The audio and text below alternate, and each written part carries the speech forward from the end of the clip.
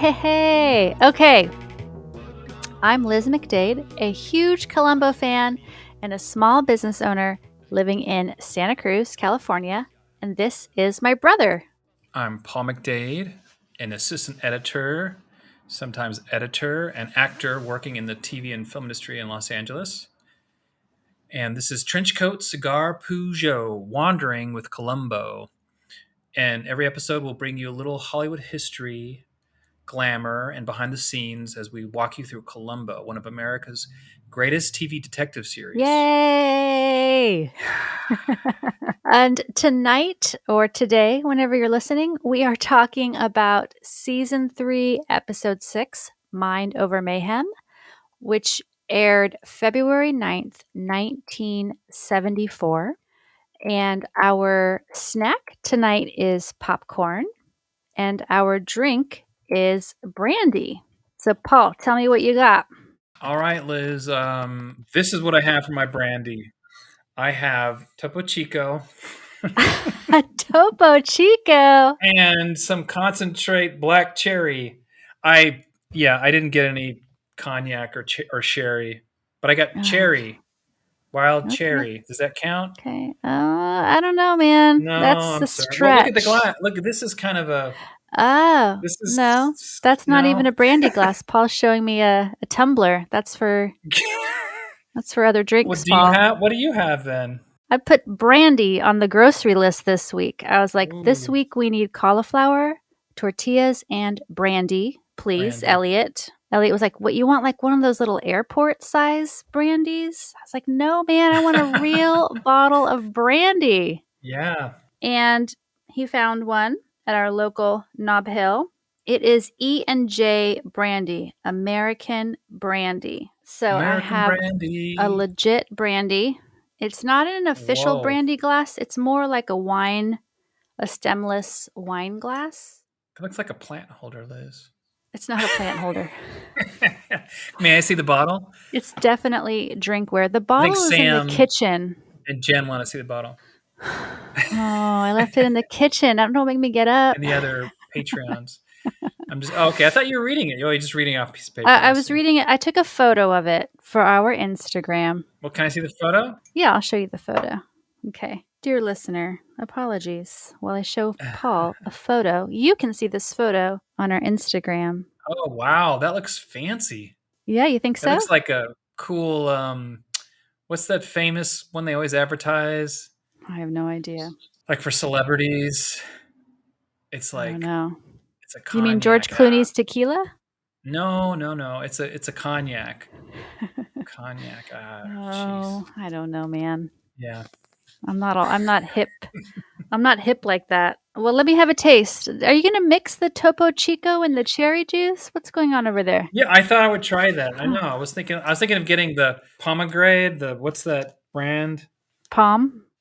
Is it Palm? Mhm. Yeah. I was thinking of getting Palm, and I was like, you know what? That really is the same as this concentrate stuff. So why don't I just get? Well, why didn't you just get brandy if you made a special trip to the store for Palm? Kind of taking a break. Oh, okay. Taking a break. All right. I'm down with that. You know, after some of our conversations, it just got me thinking. You know.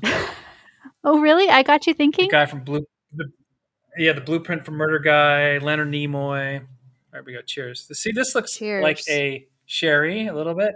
Oh, wow. Cheers. This is kind of yummy. It's like a sweet drink. This is What okay. is Topo Chico? Is that like a Sprite? No, it's a brand. It's I heard that Nicholas Winding Refn, the guy who did Drive and the Pusher series, he did some American series, and a coworker of mine worked as an assistant editor on it. And he said that director loved this so much that he got shirts made up that had the name of the series, whatever series it was. It's like teenagers. I don't know the name. It was after Neon Demon, and it said something like Topo Chico something. Okay.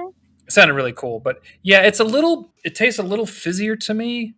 And there's a restaurant that I first had it at, and it's good. Yeah. Very cool. Good for you, Paul. You're having a healthy, non-alcoholic beverage. I commend you.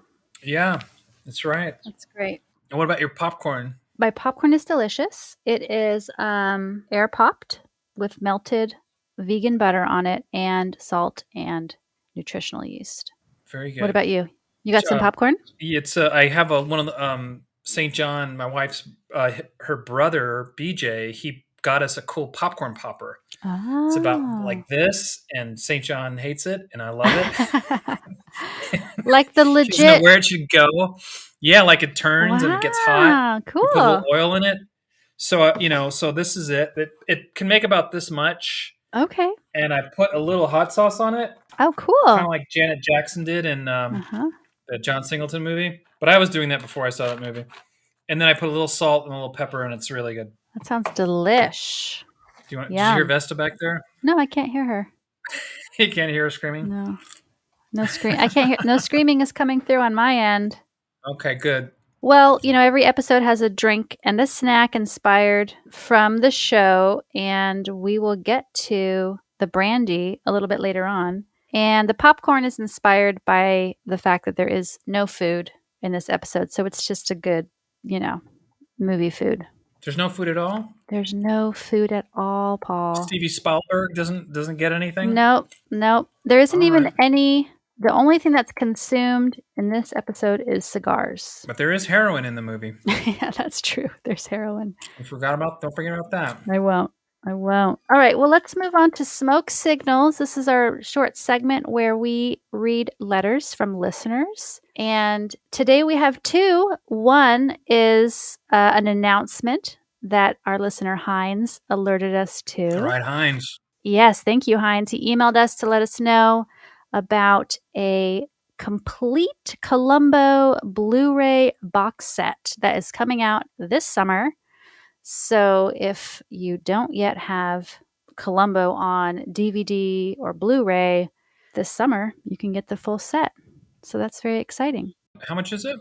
I did not see a price. He forwarded me an article in collider.com and I skimmed it. I admit I did not read the whole article. I wonder if they have bonus material. Oh, that would be amazing. That would be so cool. Yeah, I would love that. I'm just skimming it again. I don't see a price. Wandering with Columbo, all the podcasts of Wandering with Columbo in there.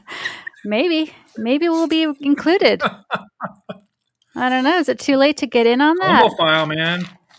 And David Koenig and Shauna. Get all of them in there. I can see their stuff in there. All right. Our second letter from listener. This is actually a comment on our Instagram feed that I thought was worth resharing. So if you haven't listened to our interview with Shauna from Watch It for Days, we released that. It was super fun talking with her.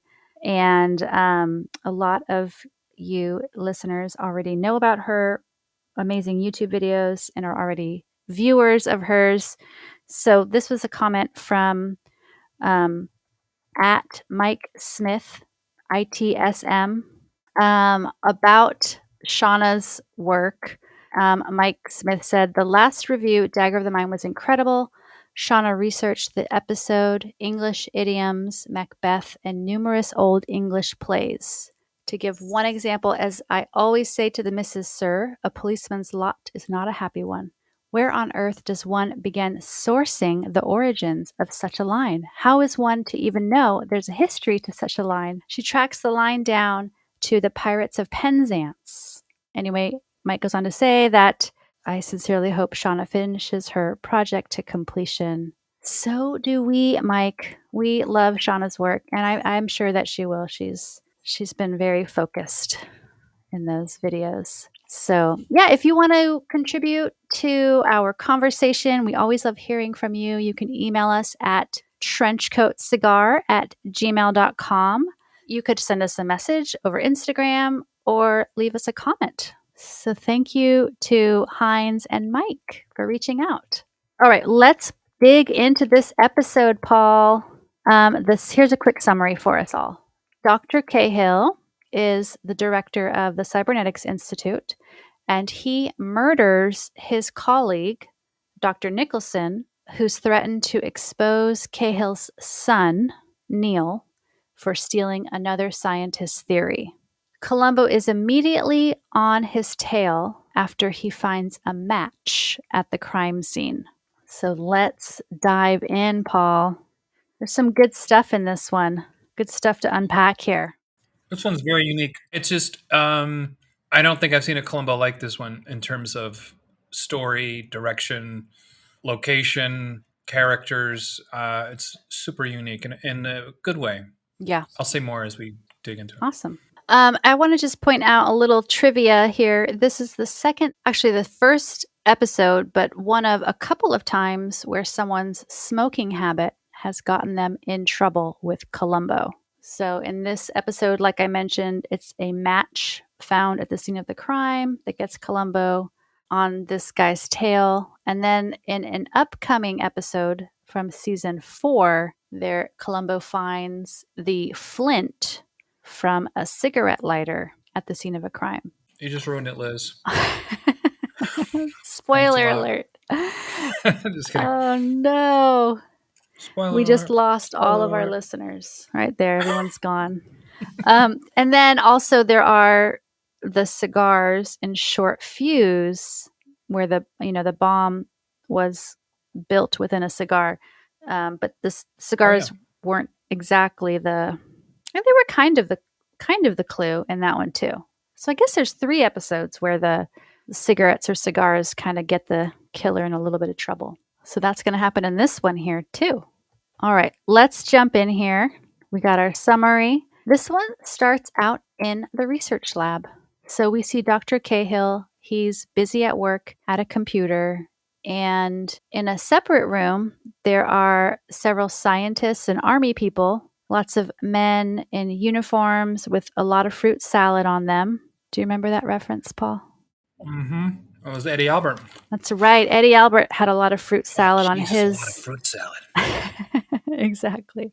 From Deadweight. And the room with the scientists looks a little bit like a miniature version of like a NASA mission control headquarters kind of place. Lots of like monitors and different buttons and different colors. And I got a photo of that for our Instagram. And Paul, I was telling you this earlier that I don't always remember the photos that I mention. But now, tonight, I have a secret weapon to help me remember.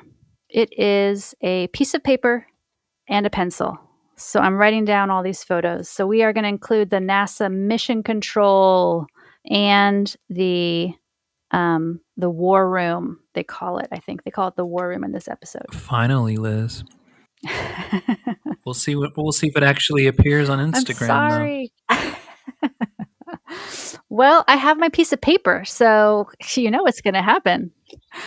I'm going to do it. It's going to happen. So these officers and scientists are standing around this really large light up table with like the planet Earth projected on this table. Mm-hmm. And it kind of looks like they're playing a giant version of the game Risk. They've got like all these little pieces that they're moving around from country to country.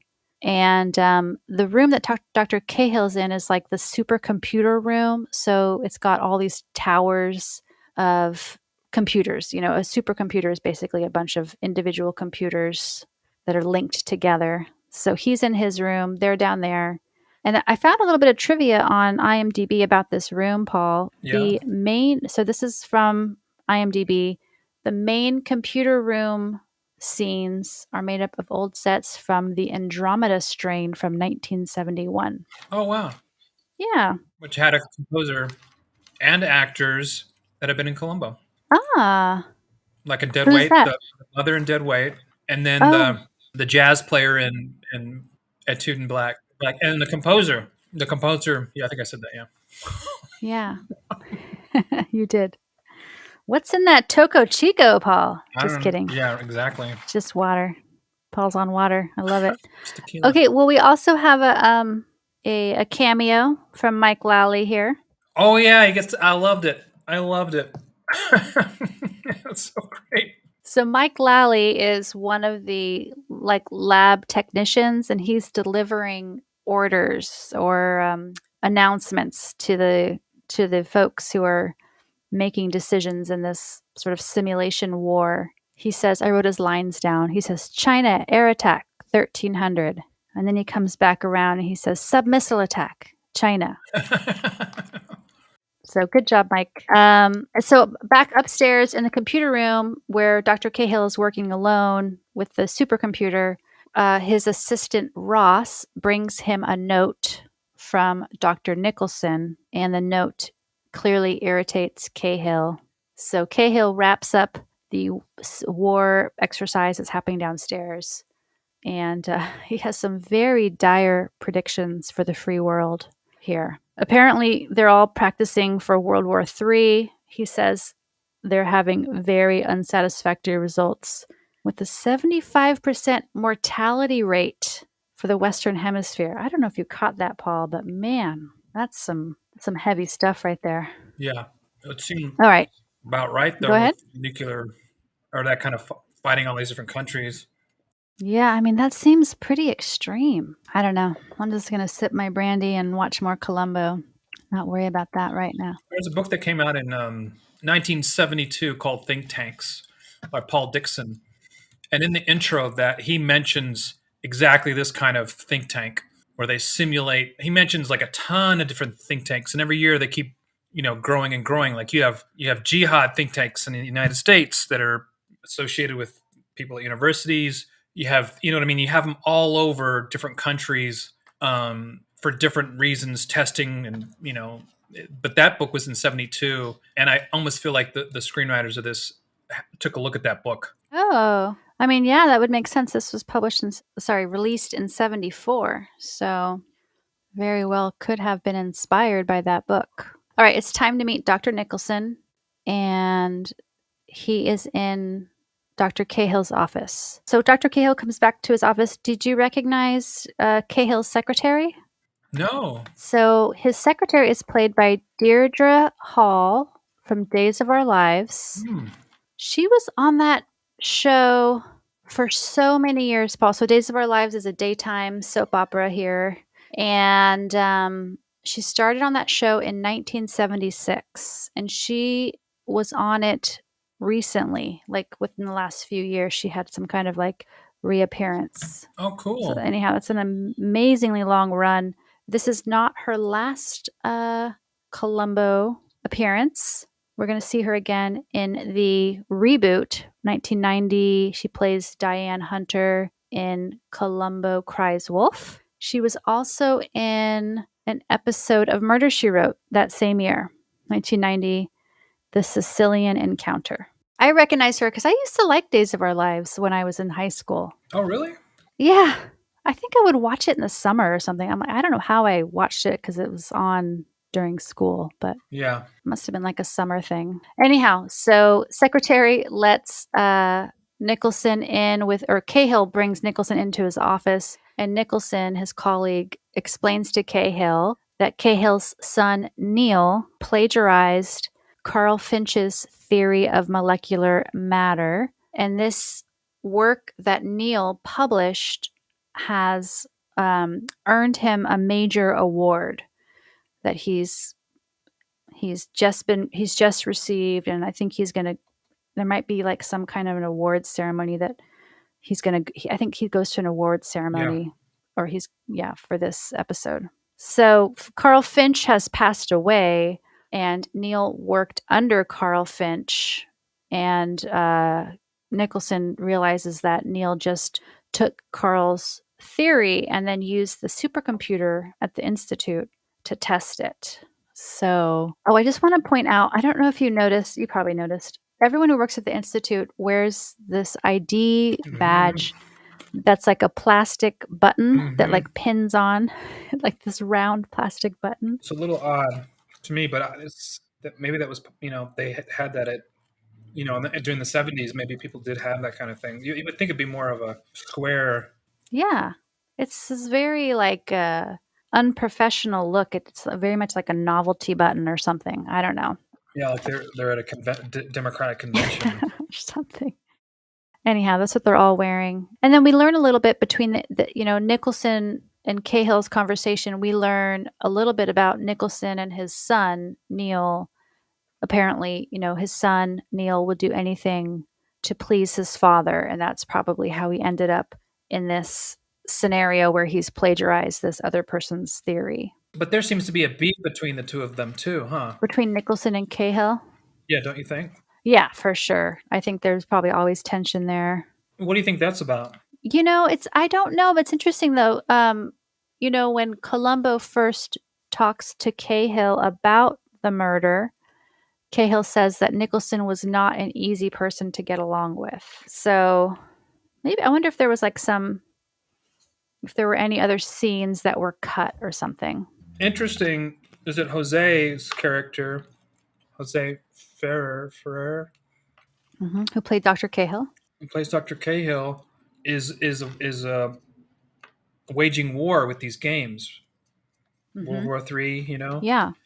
And Lou Ayres, who plays Dr. Howard Nicholson, he was a pacifist in real life, Ah. and he was the star of the Best Picture movie All Quiet on the Western Front. Oh, interesting. And he and in that movie is a sort of a is it's not a sort of, it's based on a book, but the book is very anti-war. I haven't seen the new one that won has been winning all these awards, but I saw the original one, and if you've seen it big, or I don't know if they redid the sound for it, but it was pretty awesome. It's a pretty, for the time, it's like from the 30s, and the studio head didn't want Lou because he was really young and unknown. He didn't want him in the lead, but someone else sort of nixed him. There was definitely some controversy between the main people making the film, but he's in it, and but I think it hurt his career later on too with the pacifism. So I feel like that is probably sort of the casting a little bit, even though it's not overt, or even maybe it wasn't even in the script, But he's still working for them. He's still working for this think tank, um, you know, and I'm sure there's plenty of people there who don't want war to happen, including generals and stuff. So, That is kind of a nice. I mean, we can just imagine that, that would give some good background to their relationship if that's what was going on. That Nicholson was more of a yeah, pacifist and Neil was more of a war promoter or whatever. I mean, we see in a later scene that he is kind of selling this space. He's touring a group of people through. He's saying, "We can run your war from right here in this room." So he is sort of, yeah, the opposite of a exactly, pacifist. Yeah, I don't know. exactly. That's interesting. That's a interesting connection you made there, Paul. Well, yeah, because Lou, I think his career is varied, but he was married to Ginger Rogers at one time, Ah, and he was, the star of Hollywood in the 30s and stuff at one time. He was very popular. oh, okay. All Quiet in the Western Front won Best Picture. Yeah, Um, that's a big deal. yeah, Well, Cahill tries to get Nicholson to drop the issue. Cahill's like, "Look, Finch is dead. What does it matter?" But Nicholson says no power on earth will stop him yeah, from sharing. So he's got like a serious, you know, vendetta here. He is very disturbed by this, which, I mean, that's ethically, I don't know. Like, I mean, I get that's probably the right thing to do. But like, yeah, I was going to say at the same time, like, at what cost do you point out someone else's plagiarism? I don't know. yeah. I mean, I'm sure if you can. That did you ever see the Shattered Glass Mm, movie? Or Billy Ray. Billy Ray is a really big writer and director. He's on the writers. He's big on the Writers Guild too. mhm, If he's not the president, but Billy Ray did a movie called Shattered Glass about a writer journalist who lied. He plagiarized his articles, mhm, and in the movie, Peter Sarsgaard plays the new editor who comes to the magazine, and he starts to question the fact checking, and so I forget, I think the guy's name is Steven, but there's been a couple of those in the past 20 years or something, that big news stories where the journalist was just making up stories. But that movie is really good, and it was hard for the new editor coming in, because everybody liked this writer. He had friends and stuff, and so everybody believed his stories were mm, real. And so when this guy started to question, they're like, "Why are you questioning him?" mhm, Why? And Billy Ray tried to really get everything right in that film. And if you've never seen Peter Sarsgaard, act, that one is he's such an interesting actor. But that one, uh, I loved his just who he was and what he had to deal with, because Mm-hmm. he was up against it because he's the new guy, and Mm-hmm. their star journalist he's starting to question. Yeah. Um, Yeah. I mean, that's definitely a hard spot to be in. Yeah. I don't know. that ever I don't know. It happened just also, at the universities you went to? I mean, not that I can think of, but like, I guess my thought is like, at what point do you let that go and like move on with your life versus say that you're going to do everything you can Oh. to Well, they like want to bring up the somebody down? yeah, they want to up the stakes in this. I mean, first of Yeah. all, would Jose really say like let's just drop this? It seems like he'd be smarter than just saying that, especially if he Right. didn't get Right. along with the guy. Yes, that was probably not the best move. You probably should have tried to appease him and say, "Oh my Or goodness, like, wow, oh, crazy. really? Like, no, no, no, you're Yeah, right. We got to do I'll something talk about to this. Neil right away." Yeah, just something to like keep avoiding, you know, Yeah. something where he's a smart guy. He's running the institute. Yeah, he's a very smart guy.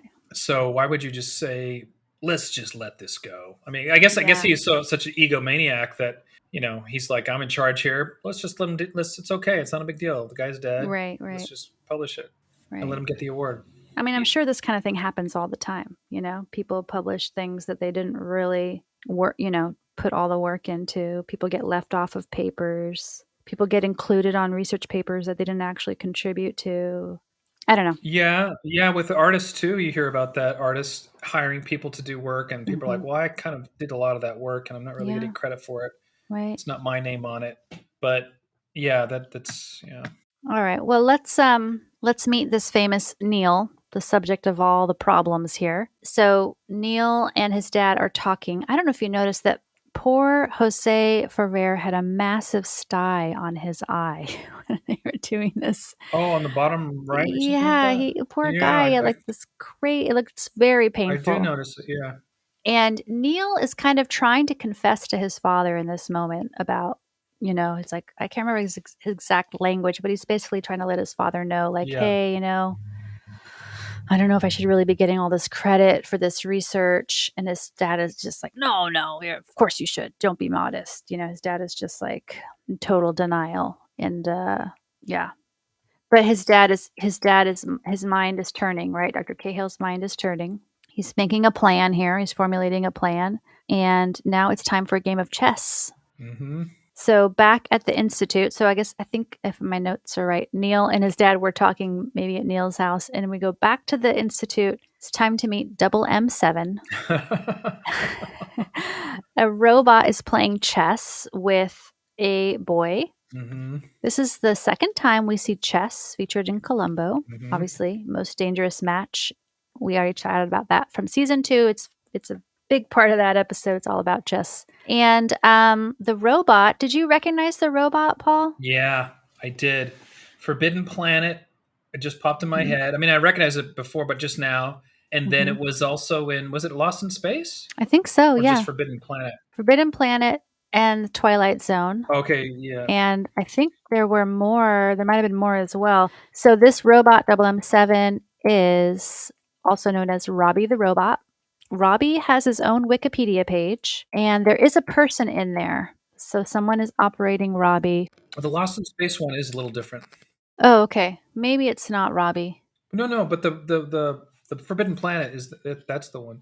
Oh, yeah. Forbidden Planet is definitely Robbie the Robot, Twilight Zone, and I think there were a couple of others. Oh, So I see what you're that's why I'm saying. saying Gotcha. it could have been Lost in Space. It could have been something else. Okay. Relative to the total budget for the film, this is from Wikipedia again. This was one of the most expensive single film props ever created up to that time. It cost about 7% of the film's total budget to create Robbie the Robot. It was also an Invisible Boy. Oh, okay. I don't know if you know that one I don't think as so. well. Anyhow, this robot is wild to look at, and the quote unquote brain up at the very top is made up of these little like rotating spheres. It kind of reminded me of those hats that little kids wear that have like a little propeller on the top that spins Yeah. around. It's a little bit silly, but this was created in the 1950s. So for that time, it was probably seen as pretty amazing. And Robbie was auctioned off for $5,375,000 in 2017. Wow. Yeah. Apparently, there was a replica created of Robbie the Robot, and the replica or the creator's other creations are on display at the Experience Music Project and Science Fiction Museum and Hall of Fame in Seattle, Washington, and in San Francisco at the Metreon Entertainment Complex. So this is all from Wikipedia. I didn't follow up and look at those actual museums, but apparently, there might be some replicas that you could actually see if you want to go to a museum. And the black boxes that are used to program Double M7 are actually 8-track cartridges. Oh, okay. I was wondering what that was. That's kind Yeah. of cool. Yeah. So the boy playing chess with Double M7, aka Robbie the Robot, is his character's name is Steven Spielberg. It's a very obvious shout out to Steven right. Spielberg, who had already directed an episode of Columbo, and the writers, obviously respected him as a boy genius. So Dr. Cahill chats with Steven Spielberg, saying, "We should help you do more kid things here at the Institute. Why don't you go to the drive-in?" And the boy is very excited. He's like, "Yeah, that'd be great," because he'd been wanting to see this movie called, I believe it's called The Loves of Frankenstein, which I'm pretty sure is a fictional movie, not an actual movie. And so now it's time to check in on Murph. Murph is the mechanic. His face is so greasy. Like, I don't know how he works on cars. I think he uses his cheeks as a napkin. He's like, I'm just going to wipe my hands on my face to clean them. But he's got like some massive smudges on his face. Cahill gets Murph to agree to take Steven out to the drive-in theater to see The Loves of Frankenstein. And we also see Cahill in this around the same time take the keys to Ross's car. So clearly there's more monkey business happening. And Paul, I don't know, did you recognize the filming location? Is that in Pasadena? It's in Sierra Madre. Oh, Sierra Madre. Where? Yeah, so that's not too far from you, right? Yeah, no, that's where the kids went to school at one time. Well, Yeah. the littlest is still going there. Okay. Well, according to IMDb, the Institute filming locations were filmed at Alverno High School, which I believe is a Catholic school or some kind of private school in Sierra Madre. Okay. It looks like this school is actually going to be closing soon. Oh. It's hard to get really great exterior photos. There's a couple of times in this episode where you can see this is definitely filmed at Alverno. Mm-hmm. But this episode also uses this random still shot Yeah. of It of looks a building. still. Yeah, it's like a pink building with white trim around the windows.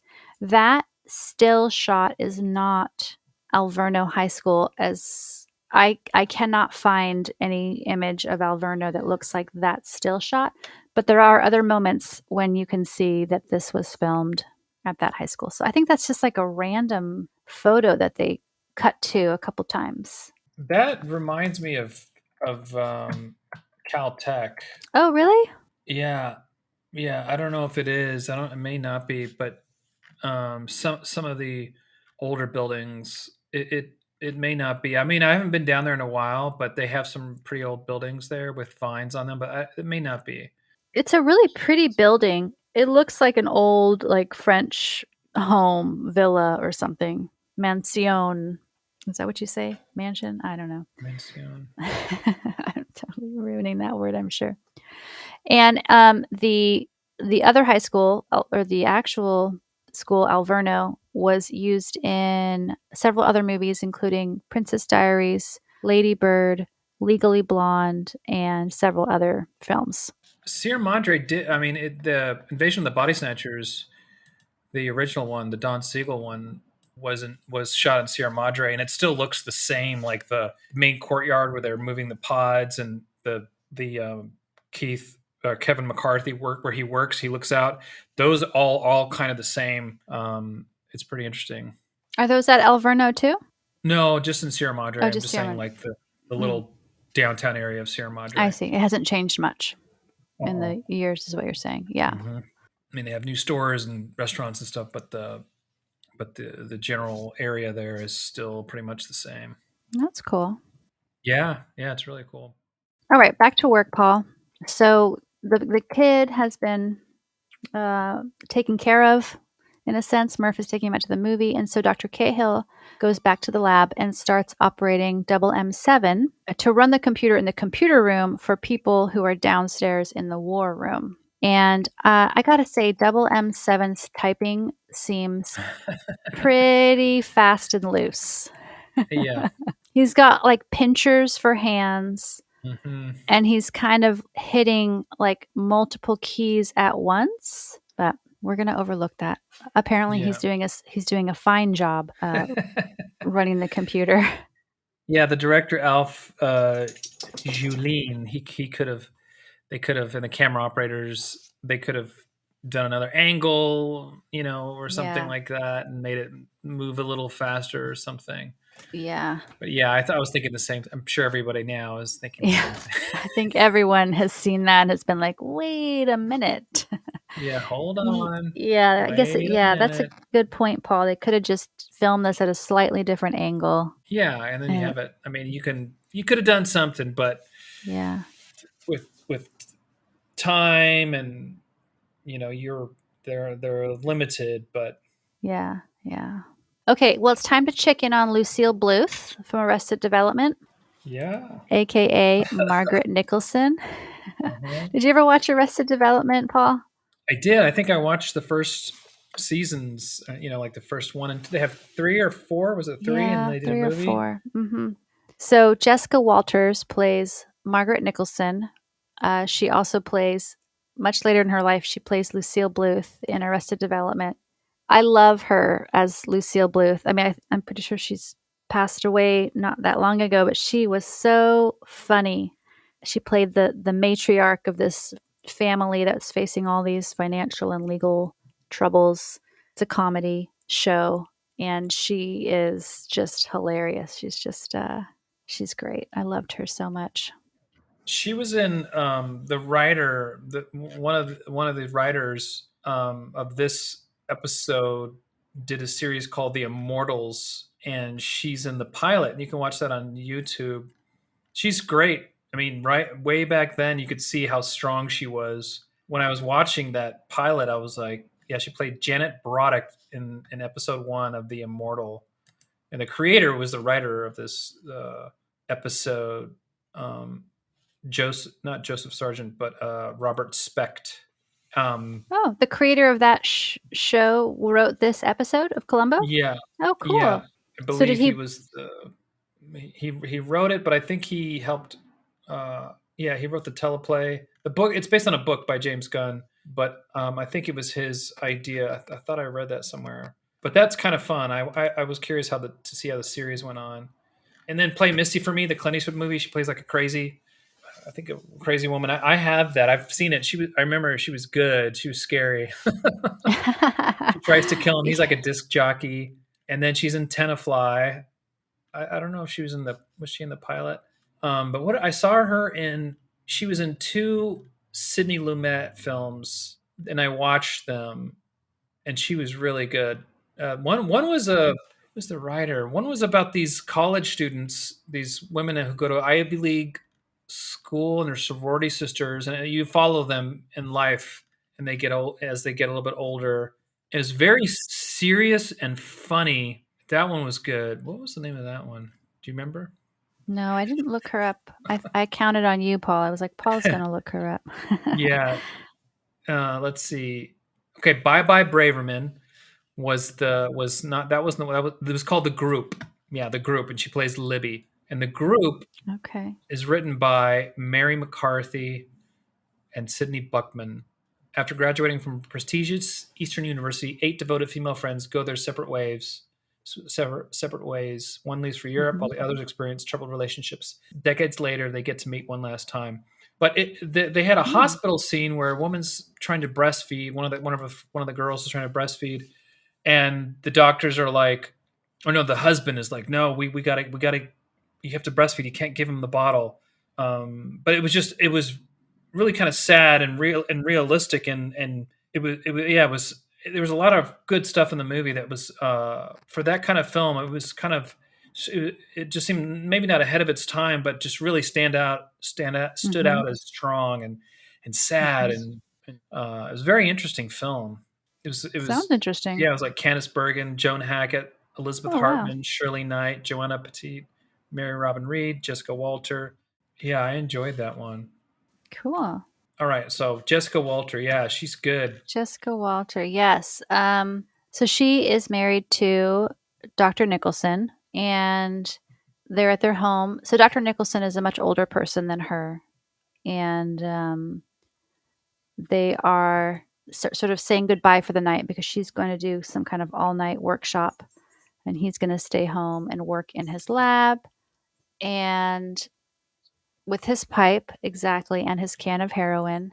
And So he's a chemist? and yeah, he's some kind of chemist.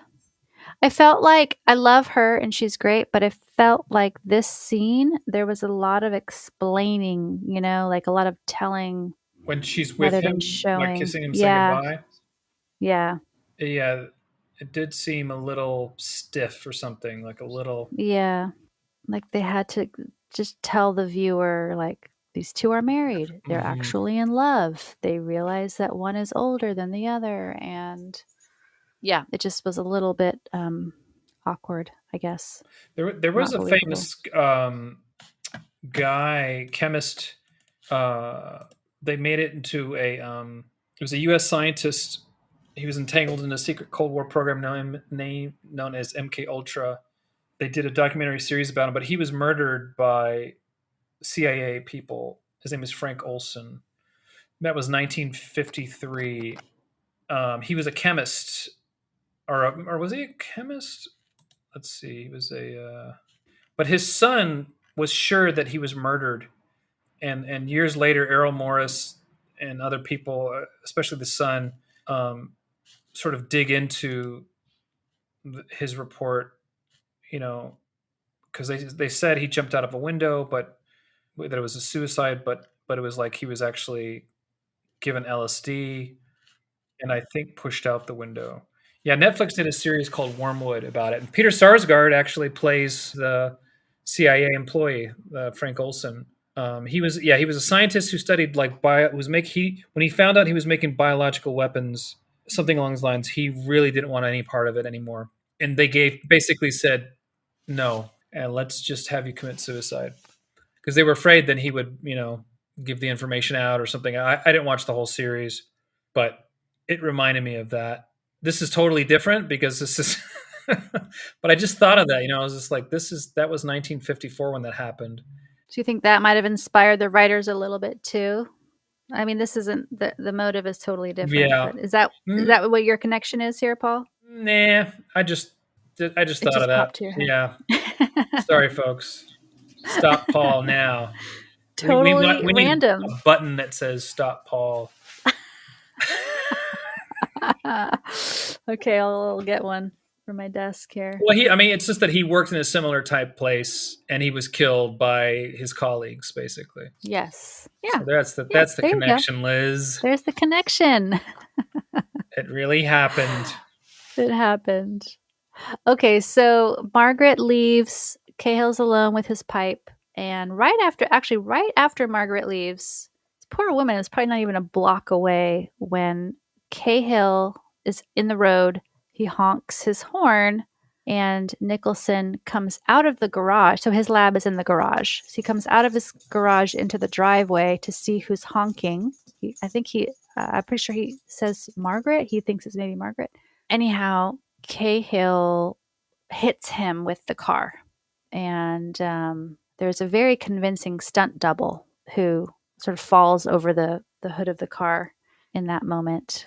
And then Cahill carries Nicholson over his shoulder, back into Nicholson's living room, I think that Jose Ferrer is actually carrying a person over his arm. Over his shoulder? It Did looked you, like it. Yeah, what I remember. I I can mean, take. that guy must be strong to carry a person like that. Yeah. That cannot be easy. And while he's carrying Nicholson in over his shoulder, he hears a dog bark and he sort of turns over to look. And in that moment, Nicholson's shoe scrapes along the wall, the door, and leaves a smudge, which is going to be another important clue for Columbo. It kind of sounds like Columbo's dog barks in the background, but I know that doesn't make any sense. Maybe they just have a couple of dog barks that they can choose from. But did you hear the dog bark, Paul? I only watched it the one time, so I don't remember. Oh, I wanted to Paul. watch it again, Liz. I got things to do, Liz. What could be more important than this? Anyhow, I love Nicholson's living room. It's like lemon yellow walls, really big white crown molding or trim all around, rust orange chairs. There's another floral couch. This is not like the other floral couches that we've seen. This one is only yellow and white. There's no shades of green or brown or orange. But anyhow, it's a lovely space. Cahill lays Nicholson down on the ground, starts taking things off of him like his watch, his wallet. Then he pours out some brandy, which is our drink. I'm pretty sure it's brandy because people use special glasses for brandy and different than like a tumbler that you would use for bourbon. I like that table, the glass table that he moves. Yeah. Yes.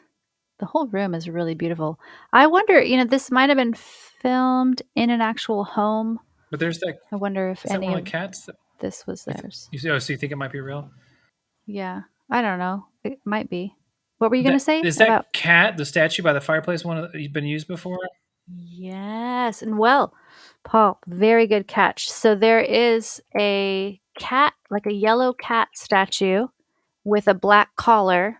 What we've seen in the past is a white dog statue Ah, okay. with a black collar. But I wonder if this is the same statue company. Same They've prop got their house. dog statue, they've got their cat statue.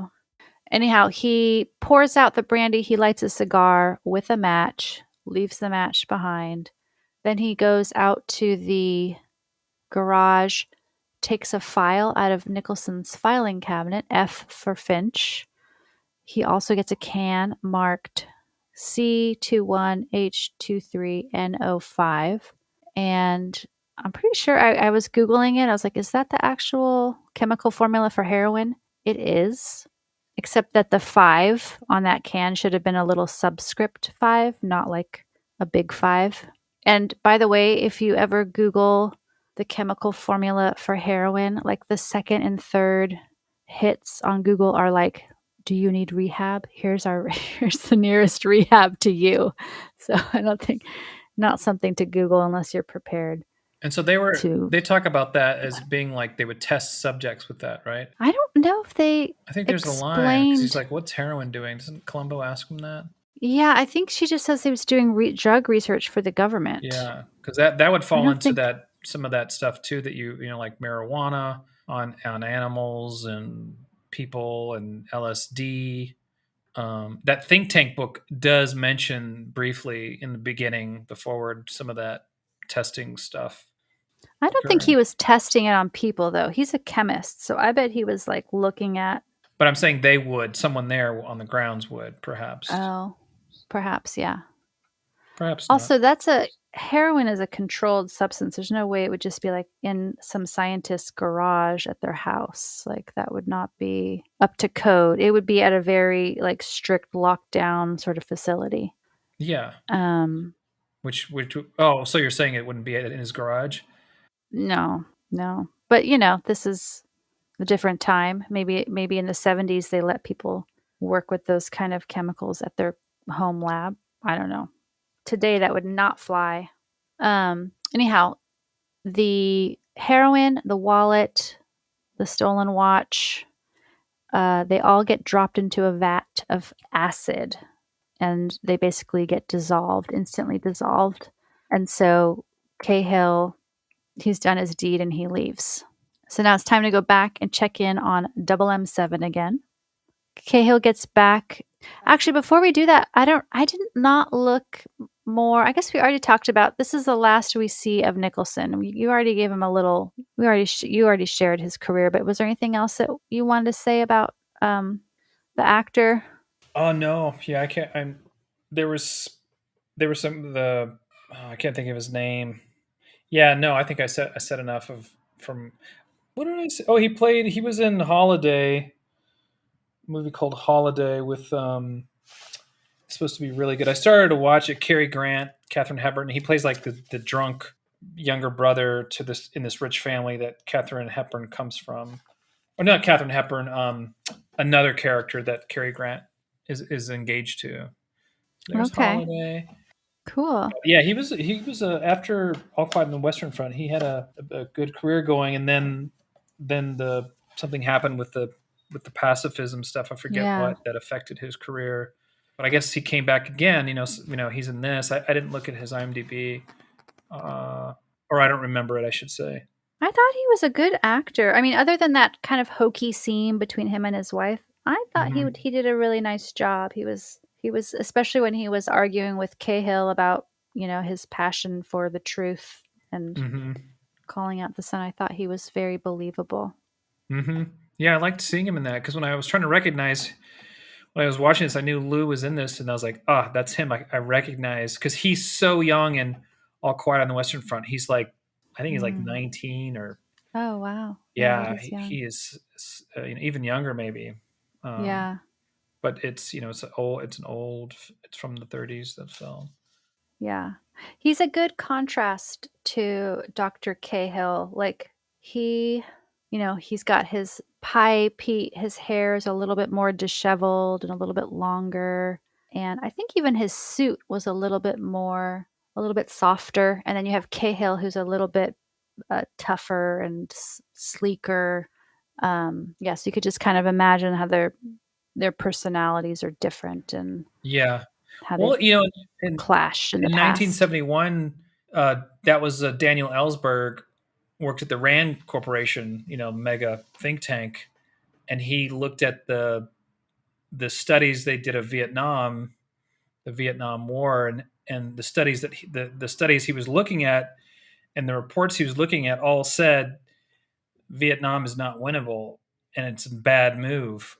It's not a good idea, and so that's why Ellsberg secretly xeroxed all those things with one of his sons and then gave it to the New York Times, and that was the Pentagon Papers. But he was working like a place like that, where they did those kinds of studies with war and stuff, and all the studies were like, this is really foolish. This no one's going to win this thing. 75% mortality rate for the Western Hemisphere. Things like that, Paul? I've seen The Most Dangerous Man in America, which is about Ellsberg, and it's Mhm. pretty good documentary. Um, and Daniel Sheehan, the lawyer who lives in Santa Cruz, there, Oh, uh-huh. yeah, he was with the law firm that helped defend the New York Times in publishing the Pentagon From Papers. Yeah, publishing that? Okay, but yeah. but I but remember you yeah, telling me about that. the Lou Aries character reminds me of Ellsberg at the Rand Corporation, just in that he's different. Mhm. He's for the people, he's for the right thing. Wait a Yeah. minute, this seems completely wrong. So, but yeah, his Okay. clothes because Well, when he lifts his jacket up, his belt's loose, his shirt's. He doesn't. I don't mhm. think he has a tie, does he? Yeah, he does have a tie. Actually, he has a tie. But yeah, it definitely, like you said, it's looser. It's yeah, and the other guy has the vest. Yeah, he's more buttoned down, like tight in his clothes, and this guy's a little softer, more Yeah. grandfatherly, like so maybe more quote unquote trustworthy or something than this guy. Yeah, but that's the last we see of him. And like I said, we're going to go check back in with Double M7. So Cahill returns to the Institute. Double M7 is still, randomly pushing down on the keyboard in various areas. And Cahill slips back into back onto the computer, kind of peeks back at what's been happening. And then over the microphone, so there's a microphone up in that computer room, he talks down to the war room and says, everyone's done much better. He invites everyone out for a nightcap that night to wrap up the day. When he's leaving the building, he notices that the front end of Ross's car, the car that he drove to run over Nicholson, is dented. And so to hide that dent, Cahill deliberately backs his car up into Ross's car. So he kind of crashes right where that dent is. And then he blames the car's transmission. He's like, oh, I can't get used to these transmissions. But he feels like, okay, I've hidden the evidence there. Because that dent was pretty obvious. And these cars, they're closely monitored. They're all Institute cars. They're all closely watched. So he had to figure out how to hide that right away. I think that like lighting the cigar, leaving the match, hitting him to kill him, like those seem like, I guess he's just so sure of himself, but they seem like they seem like bad ideas. Yeah. It's like it all seems like bad Totally. ideas. I mean, okay, I'm not an evil murderous person, but in my mind, like, why wouldn't you try to make it look like an accident? Like not even bring the cops. If you're that smart, can't you figure out how to make it look like an accident so that the police never suspect anything? Yeah. I don't know. Yeah, that's one thing with the writing on this is a little it's not as strong. Yeah. Because this guy is, he's supposed to be a genius. And there's a later episode, Paul, I don't know if you've seen it, that is set at is the club called Mensa? I forget. There's like a club of people who have extremely high IQs. So they're basically, geniuses, but they're not working together. They happen to have really high IQs and they have a clubhouse. Anyhow, in that case, the murderer is very clever. He's extremely clever murder. And in this case, it's like, it's so crude. It's like you just hit someone with a car and then you set up all this random fake evidence. Yeah. I think it's the writer on this one. The story is it's like I know they had trouble getting writers how to create this sort of, the murder happens and then how does he solve the murder? But all, like, even the clues, as we'll see, they're just like, it's great how Peter Falk reacts because he's like, I can't believe he just did that, like pulls out the cigar, like, He's like, clue number one. Thank you very much for telling me that you are the murderer. Yeah. Basically. All right. Well, Paul, it's time for a chat with the dean because someone is in deep doo-doo. This is a good scene. It's a very good scene. We meet the dean. We don't know what he's the dean of yet. It's a very debonair gentleman in a suit with a vest, a very lovely silky gray bow tie. He's a fancy person, clearly. He's explaining to Columbo that when a student fails, we consider it our failure. And Columbo says, I was afraid this might happen. We've had a lot of trouble with him at home. And then the camera pulls back to reveal that they're talking about Dog. So Dog has failed out of school. Yeah, this scene is great. Dog has been at some kind of training school and he's now being asked to leave. Didn't this happen to your dogs? Did you ever take your dogs to training school? We had a specialist come and meet with Chico. So I have two dogs. I have Pumpkin and Chico. They're my special guests in the room Chico with before? me tonight.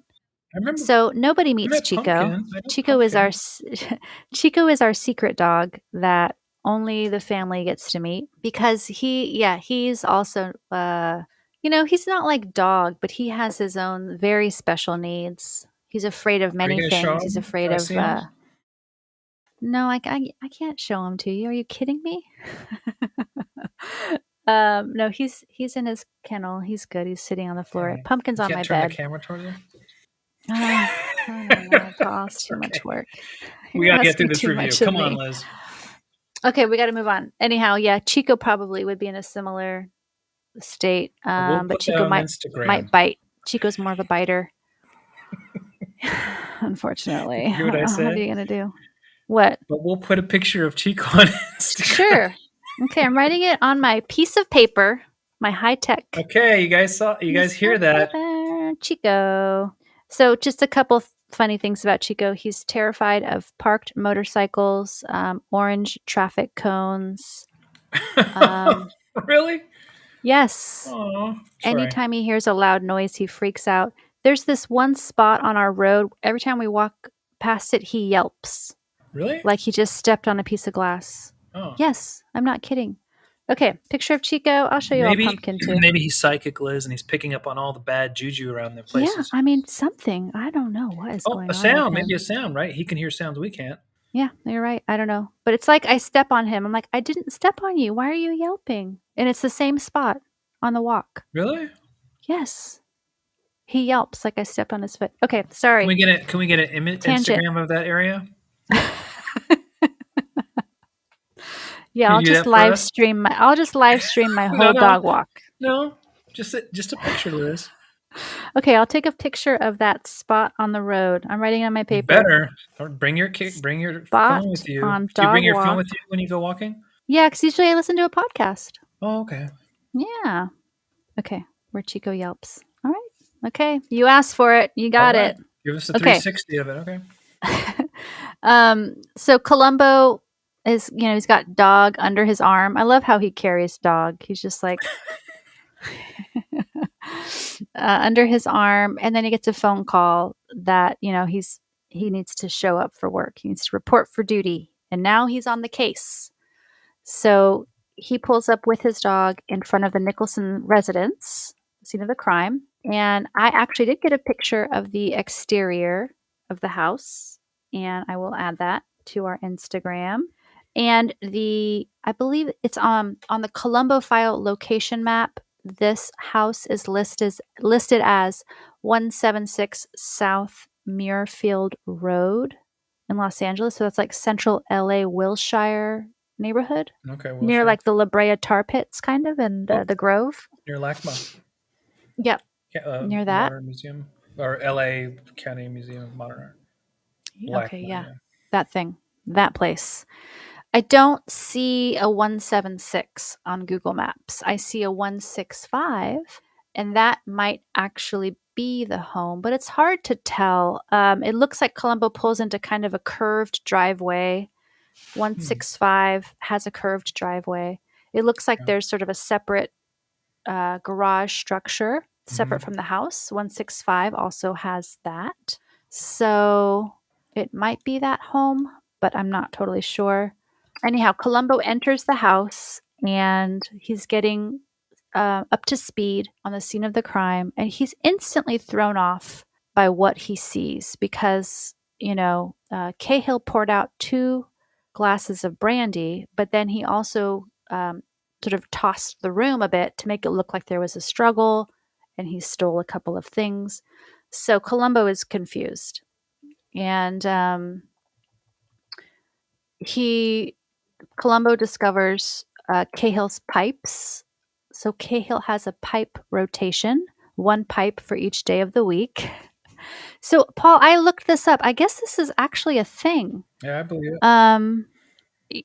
Apparently, according to the internet, I can't remember what website I found this on, but pipes need to rest in between their uses because the heat and the moisture can build up, and I guess they damage the wooden pipes. So some people have a pipe for every day of the week, and Thursday's pipe is missing. And Columbo meets Margaret Nicholson, and he assumes she's his daughter, quickly learns that she's his wife.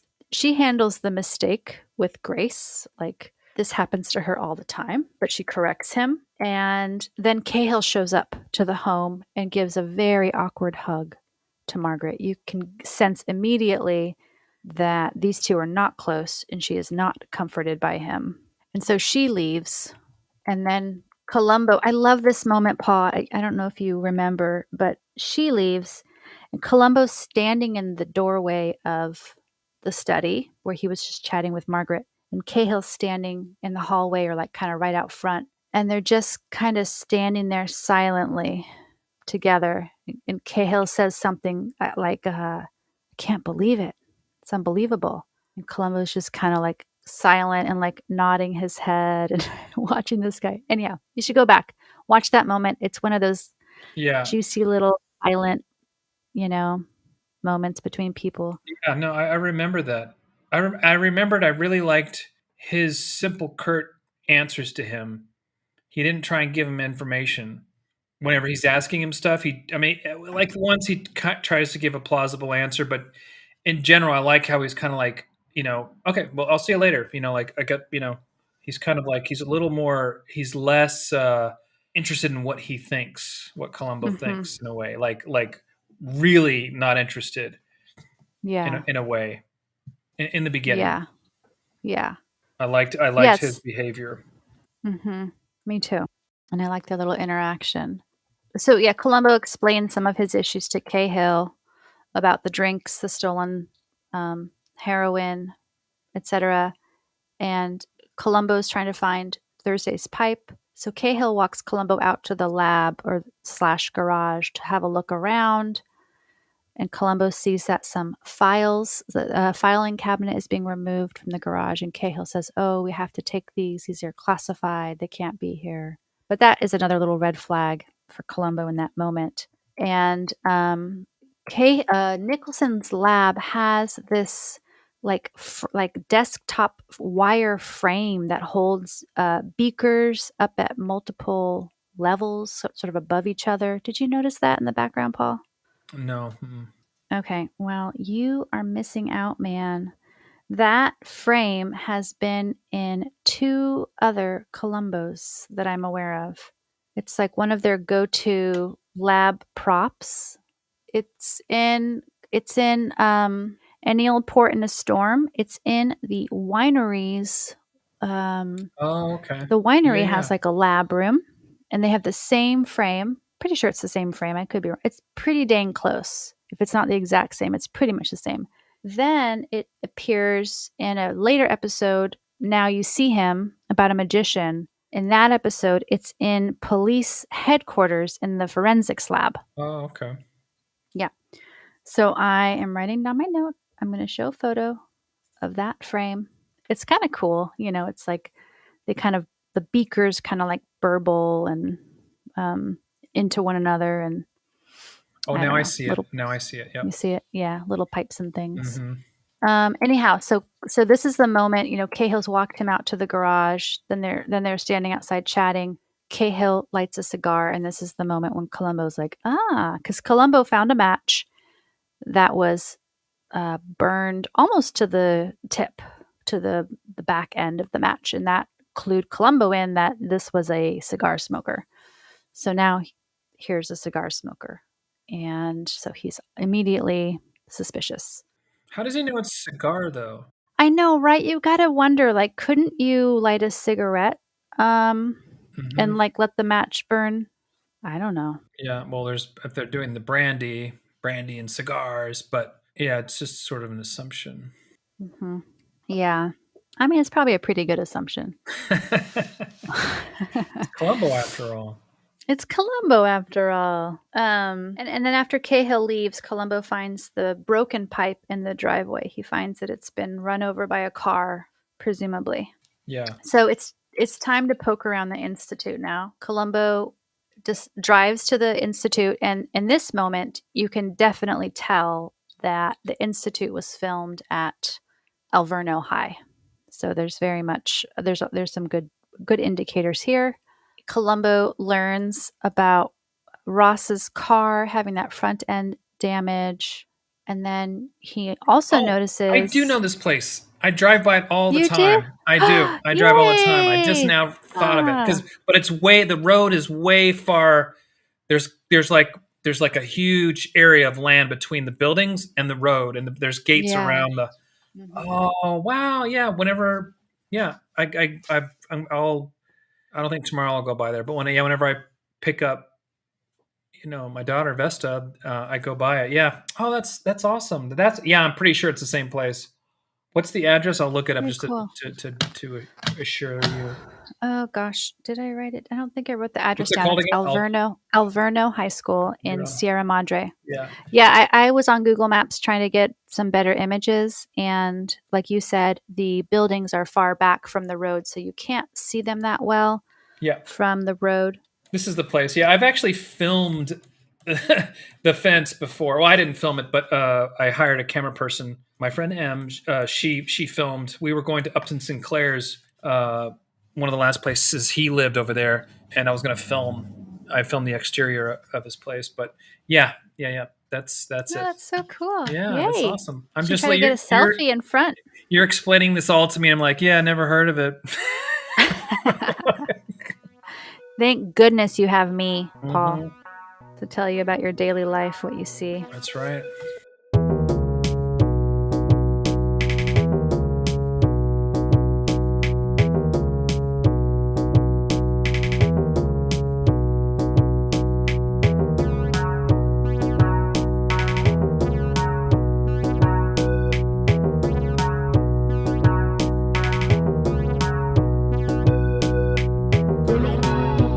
Colombo, trench coat, cigare, là toujours.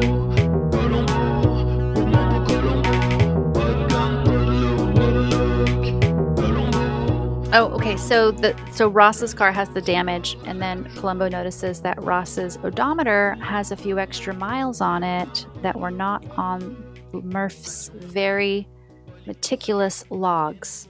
Murph is logging all of the driving of these cars because they're special natural gas cars. It's a big experiment. So that's another big red flag. Columbo leaves the dog with Murph to go poke around the Institute some more.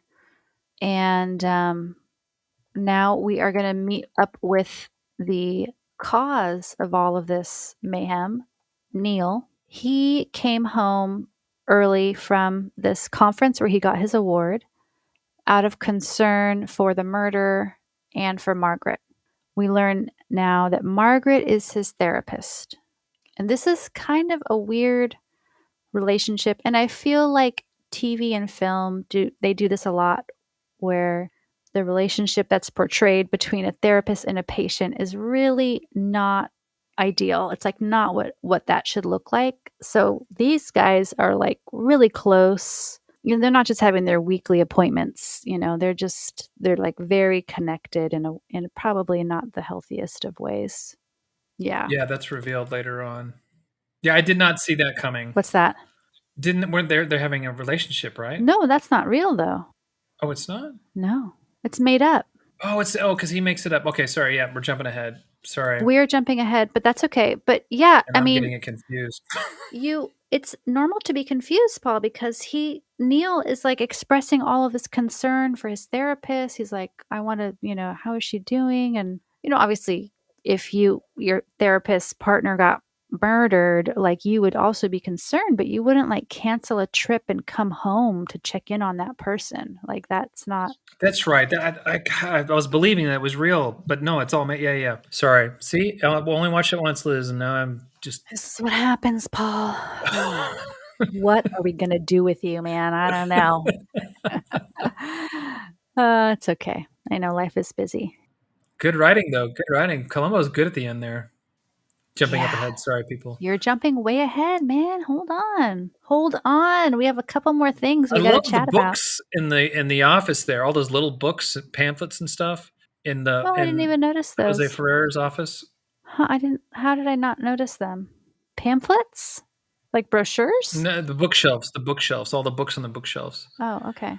They're like a lot of white and yellow books. Well, so anyhow, Columbo shows up in the office as well. He recognizes Neil because Neil just received this big award for work that he didn't actually do.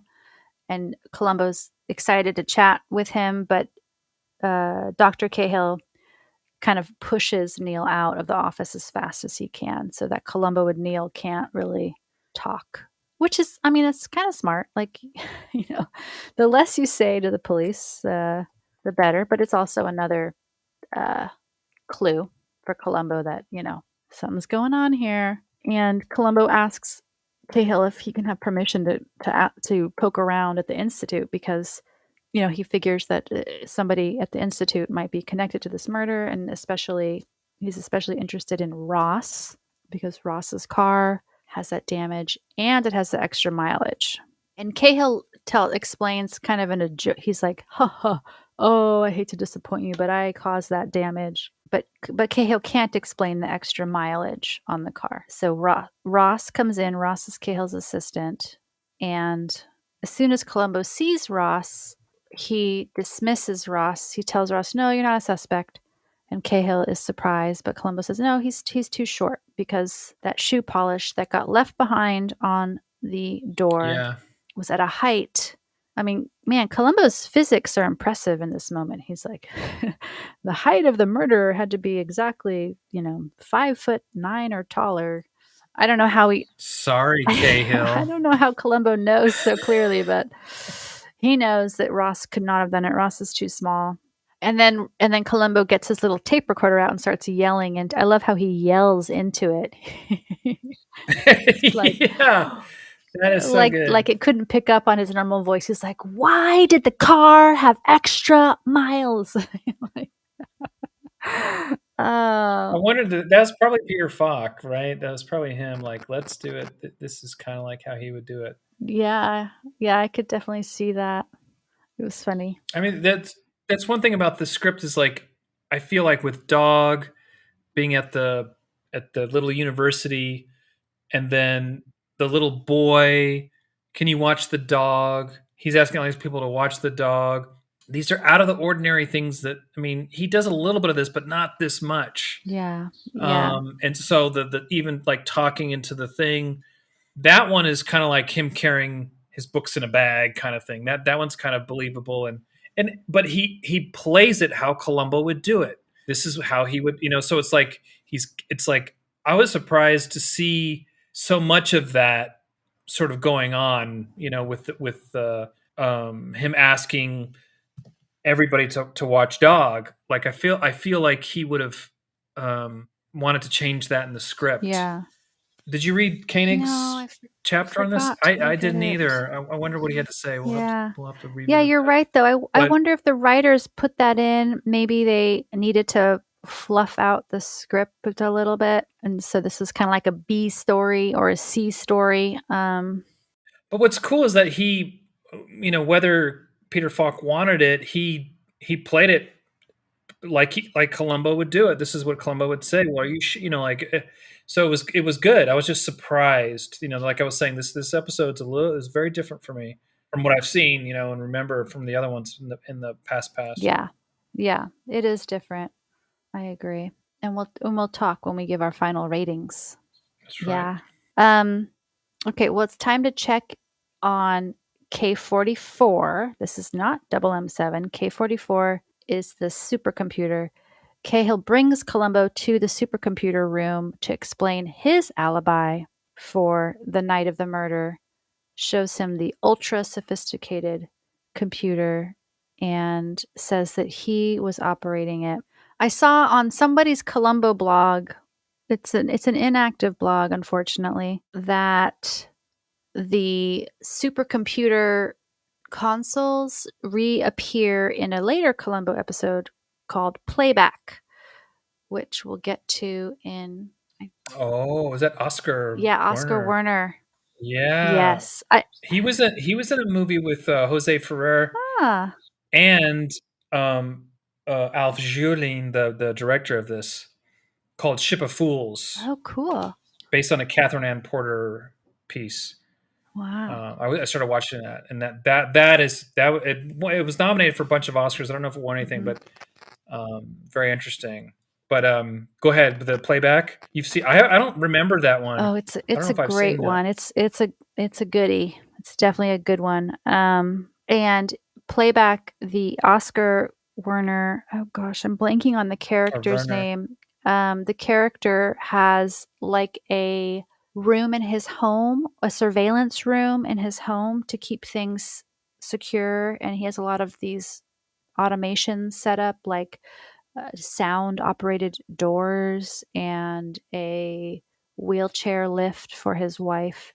Anyhow, so there's like a tech room in the house, and some of the towers that hold the supercomputers are in the tech room, I'm pretty sure. And then I haven't dug around more.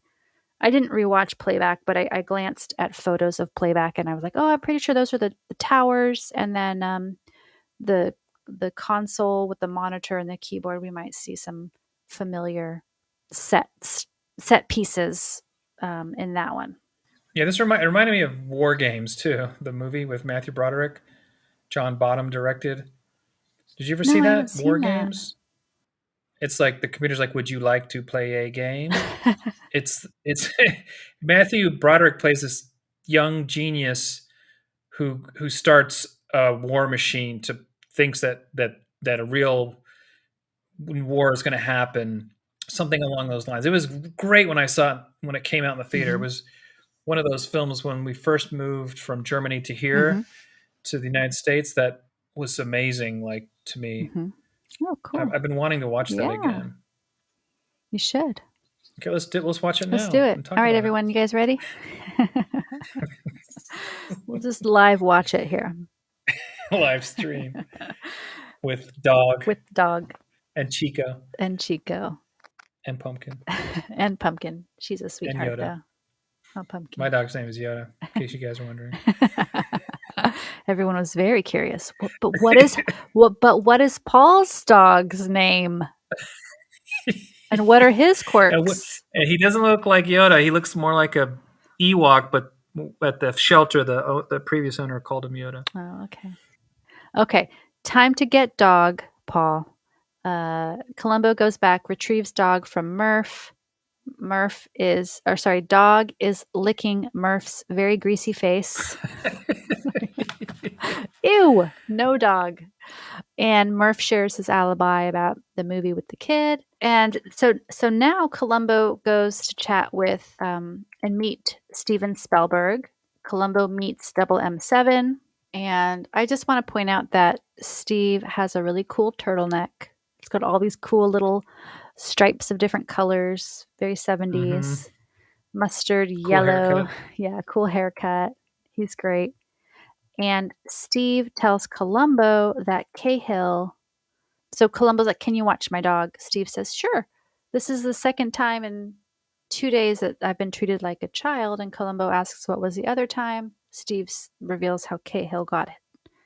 It told him, hooked him up with Murph for the movies for the night or whatever. So Columbo is very interested in that factoid. And so Columbo's gathering these little pieces, right, throughout this episode, but he doesn't quite know why. He has his suspect for sure, but he doesn't understand how he did it or why he did it yet. So Columbo goes down to the basement. I guess this is like the basement file storage room at the Institute, and starts going through Nicholson's filing cabinet, the one that was removed from his garage. And he's very patiently going drawer by drawer. And Nicholson was very organized, thank goodness. And he had a alphabetized index at the front of each drawer that said, this drawer has files on these people with their names spelled out on an index. Columbo's down there looking through things when Mrs. Nicholson, actually, we should call her Dr. Nicholson. Dr. Nicholson shows up. She almost turns around and then realizes that would be very suspicious. So she just decides to go in and talk with Columbo. And Columbo, this is a fun scene too, because Columbo knows that something is up, and he's explaining to her what he's seeing in the drawer. And he's saying, in this drawer, this, D for Davis and whatever, no one under E, one under F, only one under F. And he's watching her face very closely while he's explaining this. And you can see that she reacts just a little bit when he mentions that Finch's file is missing. And then Margaret explains that in her position, as a therapist, she can't reveal anything that she's learned in her work as a therapist that would break confidentiality. And so Columbo asks, well, can you just tell me this? Do you have any idea who might have killed your husband? And she says, I'm sorry, I can't help you. So she doesn't say, like, I have no idea, or she just says, I'm sorry, I can't help you. I like this scene. I thought that was like really good writing, and I love seeing her. I wish there was more of her in this episode. Mm-hmm. Yeah, because she's pretty strong and sticks Mm-hmm, to her guns, and she cares about the situation. mm-hmm, Yeah, I loved it. I loved yeah, this scene. I loved the scene that's coming up with her and the son, where they're talking and like mm-hmm, Columbo just wants to make a name for himself, and you believe them that they're good people and that they're trying to deal with the situation at hand. And mm-hmm. it's rare that you see that kind of sort of interaction between good people, Yeah. that don't like Columbo necessarily, or aren't on the Mm-hmm, same page as him, sort mm-hmm. of in a way. Don't you think? Yeah, for sure. I mean, where's the drama in two people trying to be good? Like, there's not a lot of airtime for that. Yeah, but I like that that's one of the things again is different about this script to me. It has this sort of almost a side story of this father and son stuff going on. Yeah. I kind of wish it had been longer. I felt like this episode was shorter than other ones. Um, I can't remember the exact runtime. It's I think an hour and 10 minutes, maybe something like that. Oh, okay. So maybe that's how they pretty much all are. But yeah, I kind of wish that the father son, that there had been more showing versus telling between Hmm. them. Like if there had been more scenes where you're Yeah, not like directly talking about the problem, but you're understanding the problem because of what's happening between them. Um, yeah, and kind of the same between these two. I mean, so yeah, we've already moved on here. That Neil is now talking to Margaret. Oh, sorry, Columbo comes to talk with Neil. Columbo makes Neil very nervous very quickly. Neil starts raising his voice when he's answering Columbo's questions. He's kind of freaking out a little bit. And Columbo starts to go, and Margaret shows up. And then, like you said, then Margaret and Neil are having this what to do in this, like, two good people trying to do the right thing kind of conversation.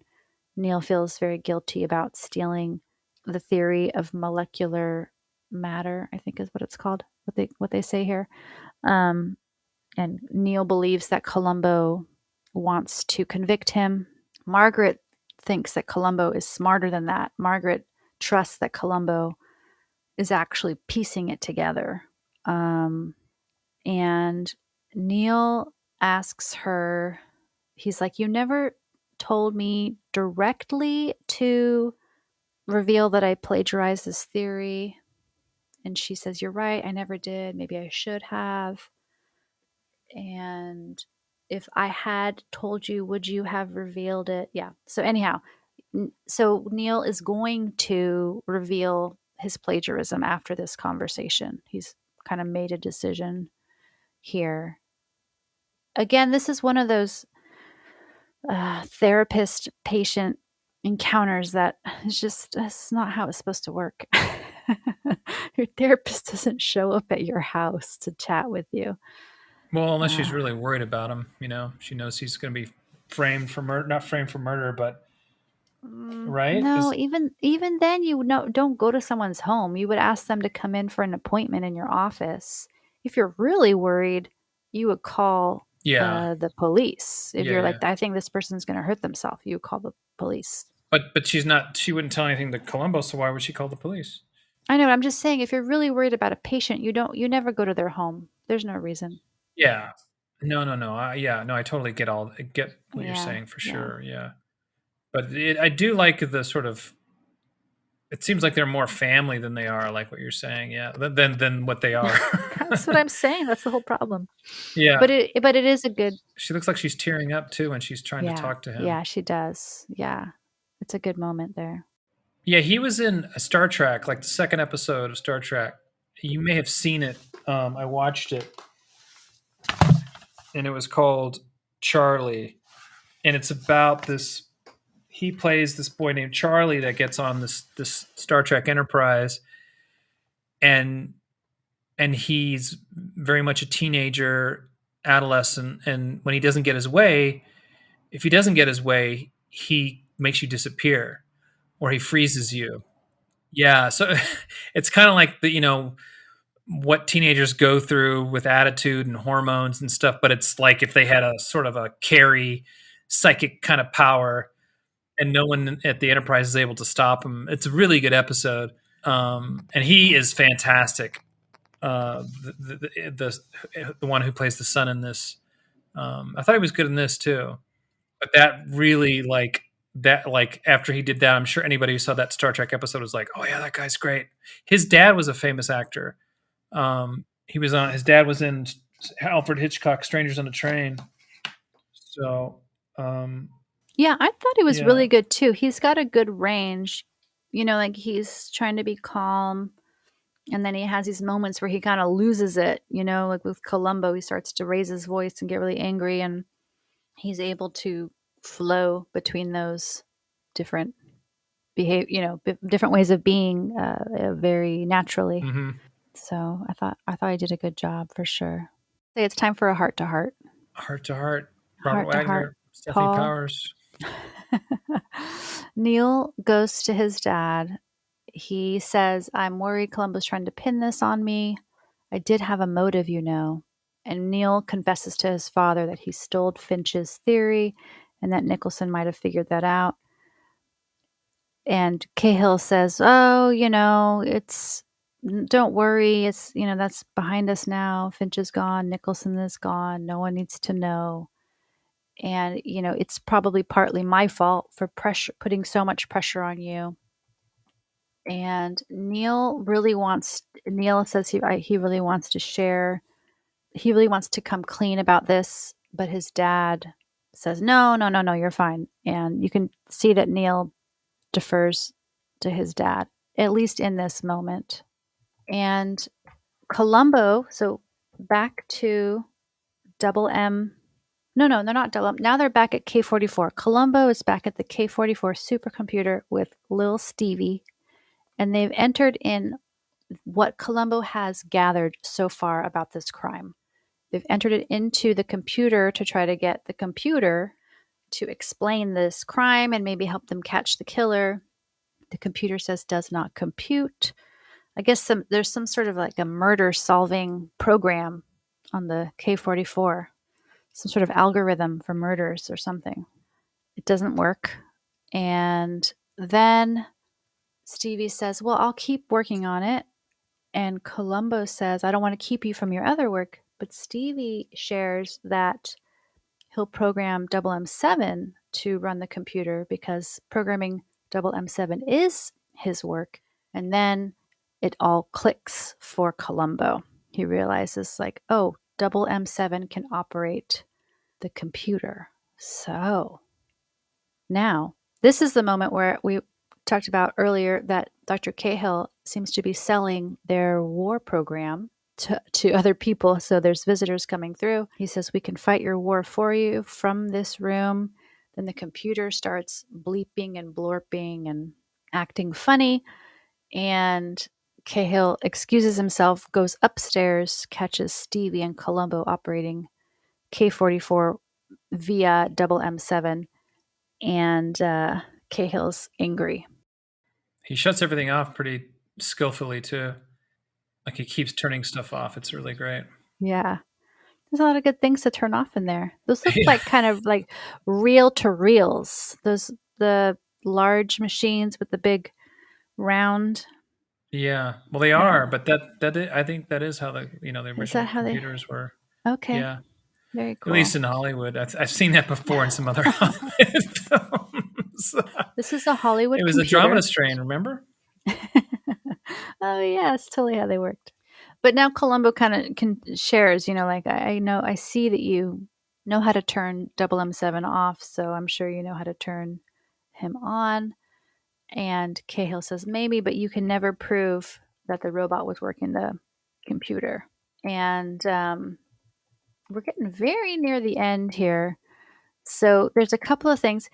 There's a couple of things where I feel like they kind of had to squish too much in here, like many little quick shots. So there's a quick shot where Neil gets a call from Columbo. Columbo wants to talk to Neil about Finch, but his dad is in the room, and his dad says, I told Columbo, I told you to leave us alone, go away.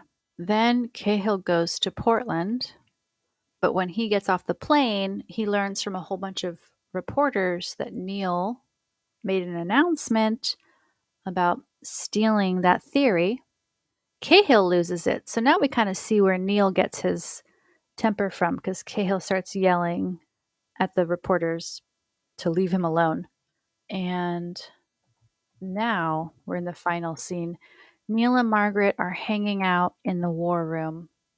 And Margaret's wearing this cool dress. It's like a navy blue dress, but it has this really large white collar and large white yeah, that is cuffs. cool. It's a pretty gown.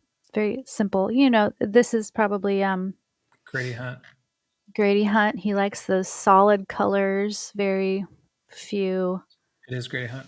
embellishments on them. Yeah, that's a great outfit. Yeah. So Cahill shows up. Margaret leaves. Cahill asks, tells Neil, you could have told me first. And then Columbo shows up, says, I'm here to arrest Neil. I want to apologize, Dr. Cahill, for ever suspecting you. And this is where he comes up with it's a total lie. He says, Neil and Margaret were lovers, and I have a man from a hotel who will prove that they would check in to his hotel as man and wife. And Neil yells, that's a lie. But his dad doesn't see through it. And he's like, oh, Neil, you fool. He thinks that Neil was really doing this.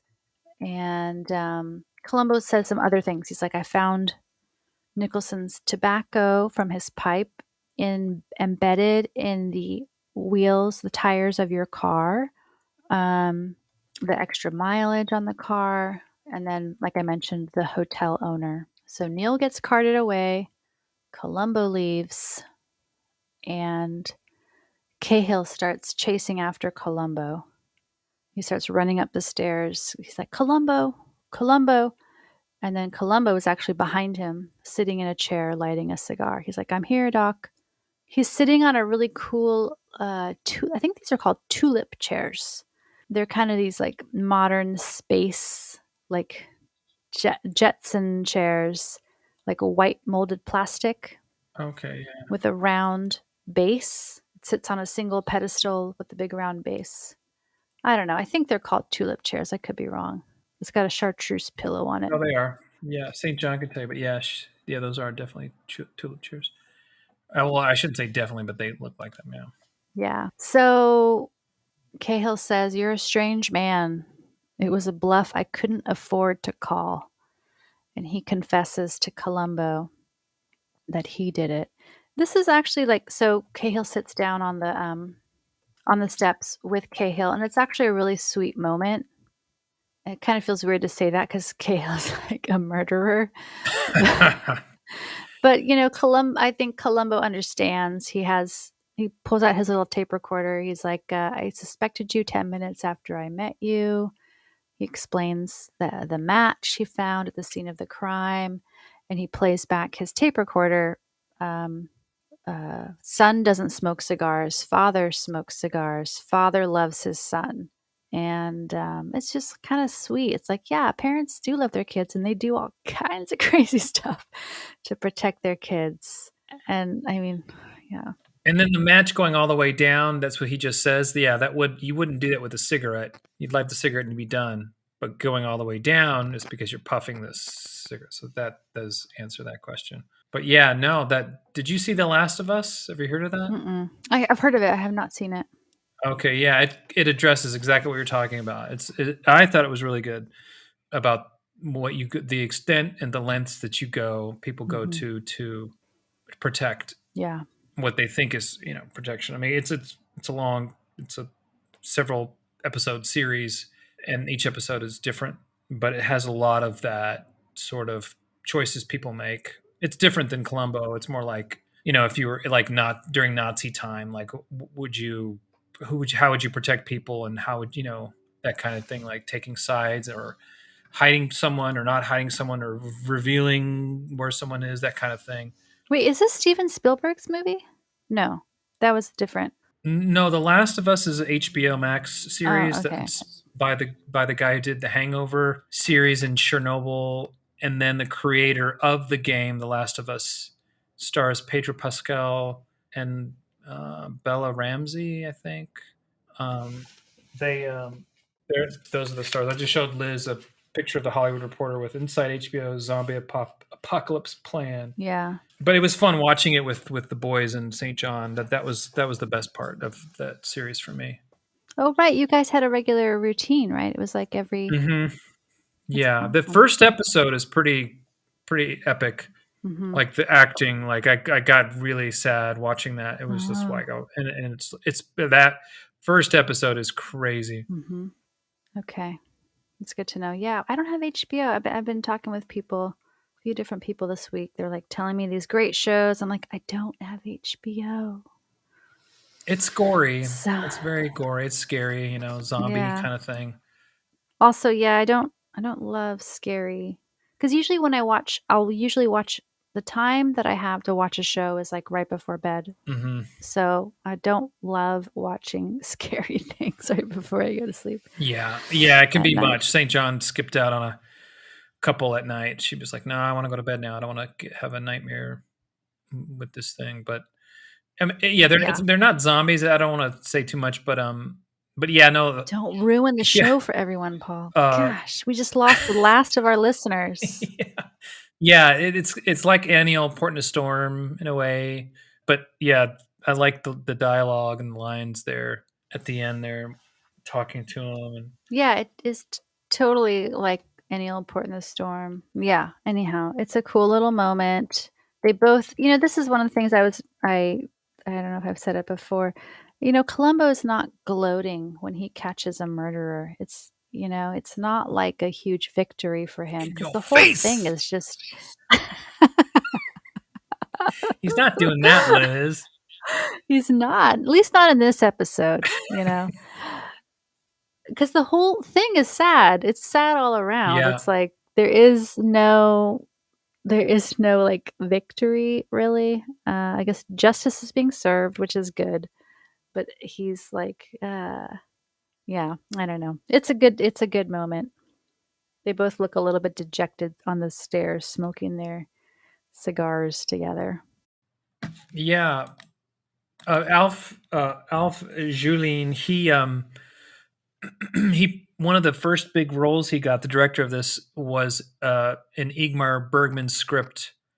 I forget the Swedish name of it, but it was Torment was the English name of it, and it's basically about a boy at a school, all boys school, and he has sort of a sadist for a teacher in one of his classes, and then he falls in love with this girl who's sort of has a drinking problem, and it was a really good movie. It was really Bergman didn't direct it, but he wrote it, and then he was also in Summer with Monica, which Bergman directed, and he was great in those. And he's very interesting to watch in other, like Ship of Fools. He was really good. He played a German. It's Catherine Ann Porter, really strong writer. Wrote Noon Wine. It's a short story. I remember reading it in college. It was strong, really strong short story. But I feel like I've watched some of his other. He directed so much, like American television, Swedish movies, American movies. This director, he's from Sweden, but he went back to Sweden to do stuff to learn directing, and just a very successful, I think, career. And the random things I watched of his, when he directed, I did notice this sort of playfulness of sorts.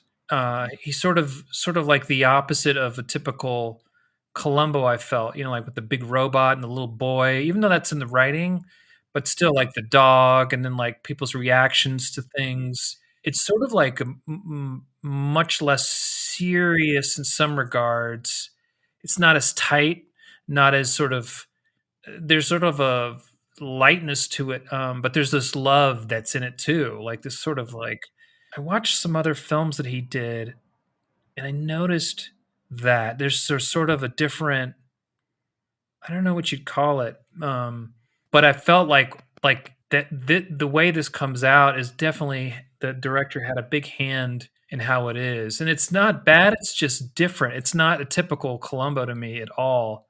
Like it's such an easy thing for him to solve in some ways, and then you have these scenes with other characters that care about each other, trying to do the right thing, like I was saying with the therapist and the son. And it definitely seems of the time. But he did like another movie. I think it was called the McMaster. Was the McMasters? It was this one where there's a actor comes an actor, an African American guy comes back from the Civil War to a southern town, and the man he sees as a father is this Caucasian guy, but nobody wants him there because they lost the war, and so they still feel because this guy was served in the opposite side of the war. But I don't know. I just like what little I saw of him. I felt like his handle on directing was all about the acting. There was also like sort of like this encouragement of warmth or something. I don't know. Maybe I'm thinking too much about it in a way that's not really there. but I do like him as a storyteller, as a director, and as an actor Mhm. for this episode. I mean, what did you think of this episode? Like the tone and everything?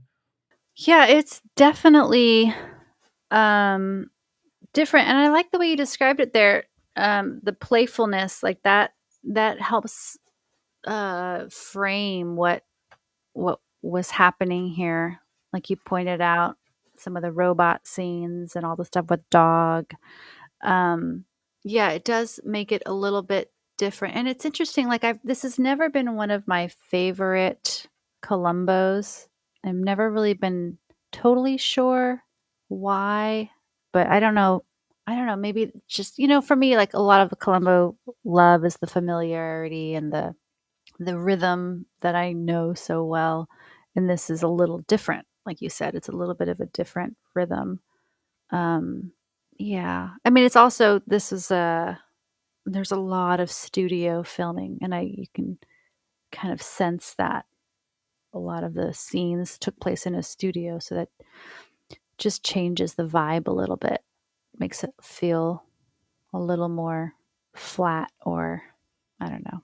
But I don't know if that's the director or Yeah, just the writing. the scenes they shot. Well, I mean, because it feels like some of the other directors who've worked on this. I mean, he goes on to do Negative Reaction, so I don't know that one offhand. So I'm very interested in watching that one. That should be fun. Um, but it's like when Dr. Howard Nicholson and his wife are talking to each other. There's explanation stuff, but it's also very like I love you. Like they really are a team. You don't necessarily. It's usually quicker than that when you have those types of characters. It's usually not for that long. I feel like it's like less upfront in terms of getting to know the people. It's almost like he gave them a little more time. The director, I'm sure it's the writing too, but I really do feel like there's this much more sort of a playfulness to this with the little boy. And well, no one's ever treated me like it's like a lot of fathers and sons stuff here. Like here's this little boy genius. No one treats him like a kid. And then the only people to do it, ironically, is this guy because he wants to do a murder. And then Columbo, who's like, "Hey, you don't mind watching my dog, do you?" You know, and then he's there all day. Like it's like there's no passage of time, and that's going to be on the director, I think, in terms of shooting, like to catch something like that. Like, hey, this seems a little awkward, guys. Do we have a passage in time, or you know what I mean? Like it's like he's there all. Is he there all day? Where's dog now? It's like he's not there all day, but it almost feels like that. It almost feels like he can't leave. He's like, so that's why he has the dog. And hey, you watch the dog. It's like if David Fincher was doing this, now it would be the opposite of this. This would be completely redone. Like it would be much more, serious and really evil people. And does that make any sense? Sort of like this is sort of like a. I wonder if, as a director, if he being from Sweden, because I would love to work on a German project. You know, I've been watching. Like I watched Der Passe, Pagan's Peak. I watched season 1 and 2. Your old childhood friend, you know, did the props on some of them on those. Oh, cool. But I feel like if I think you have a appreciation for people, you know, when you work with people from different places, like wanting to know their culture and wanting to know, like that excites me, you know, like all the different types of films and all the different types of filmmakers and all the different types of countries and food and music. Like it's just so intoxicating. And I feel like this guy had such a good career. He worked with Vivian Leigh and Ingmar Bergman, and he was in demand in Hollywood to direct and even act. I mean, he got some pretty cool parts, and you know, here and there, and big budget films and smaller films. I feel like you might have that different sense about what we want to see. And maybe he was thinking. I mean, yeah, it was turnaround, fast turnaround. They had to do this, you know, in just a few days.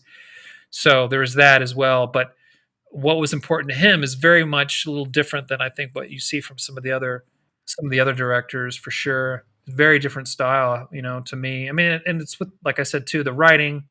But you did have Bochco and Kibbe and Hargrove all had a hand in the teleplay. Spec did the story, but they had a hand in the teleplay. So, and those three, you know, they're the horsemen of the apocalypse. To the Mac Daddies. Yeah, the Mac Daddies of Columbo. Yeah. Yeah, I want to see this one again. I wanted to see it again, but again, I was kind of like poking around. Yeah. Slacking with other stuff. Well, it's a busy week. Got a lot going on, Liz. You know that. Were you watching Rockford Files or something, Paul? No, I tried to finish Ship of Fools, the one with Alf Kjellin. He starred in it with Jose Ferrer. I wonder if that's when he helped cast Jose Ferrer in this because of their work together on Ship of Fools.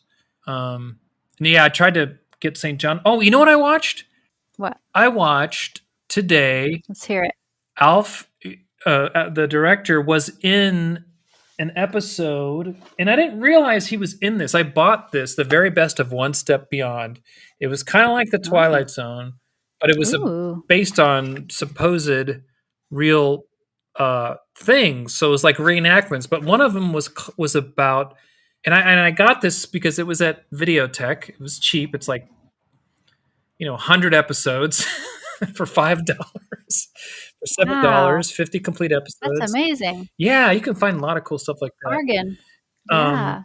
But I thought this was another series, but I had heard of this one, so I was glad I got it. But then I realized today that Alf Kjellin is in one of the episodes. Oh, yay! And it's called the Peter Hurkos story. The Peter Hurkos story. And you better be pronouncing it right. I know. I apologize, everybody, for always mispronouncing stuff. He is in part 2 of that. But this is the book, The Psychic World of Peter Hurkos. And Hurkos, he helped or didn't help with the Boston Strangler, which is, like a new series, but it's real stuff that happened out there. He was a psychic who came to Hollywood, but he was part of the Dutch Underground in World War II. He fell off like a roof, hiding from, I don't know if it was the SS or whomever, and hurt his head. Whoa. He was out for 6 days. When he came about, he could start seeing stuff with people. Whoa. Anyway, he had a lot of believers out here in Hollywood, like Marlon Brando, Fabian, Fabian's wife. And the lady who wrote this book, Normaline Browning, she pretty much swears to the accuracy. She was a syndicated Hollywood columnist for the Chicago Tribune, and she published this book. And she spent, I don't know, a year with him, maybe less. Anyway, back to our regularly One Step Behind program. Alf Kjellin plays the scientist who studied Peter Hurkos in the sort of remake of his life story. And it was so cool to see the Columbo director be this very serious scientist studying his psychic powers. And there was a real person who did this, and it was just kind of a fun, weird find, to watch this old black and white show with him as the scientist studying Peter Hurkos. And the guy who played Peter was really good. So I loved that. I didn't realize that I had that. I was like, wait a minute. Yeah. Like, are you kidding me? And so their Rod Serling is like this. What was his name? He's pretty interesting to watch too. He's kind of humorous, but it was very well written and very well acted, I must say. It was like on ABC, and it was produced by the Alco Hour, like the Alco Aluminum or something like that. So, okay. And Peter the real Peter makes an appearance at the very end with the host. He's like, and here's Peter. So tell us, Peter. Oh, weird. Peter Hurkos. You want to see a picture of him? The person who the show is about, he's played by someone else in the movie, and then he shows up. Okay, Paul's showing me a picture. Yeah, he shows up at the end of the episode. They did it in two parts. Reflect on it. Yeah. So he's reflecting on the enactment of himself. Kind of, yeah. Okay. Yeah. Wow. Here he is with Fabian.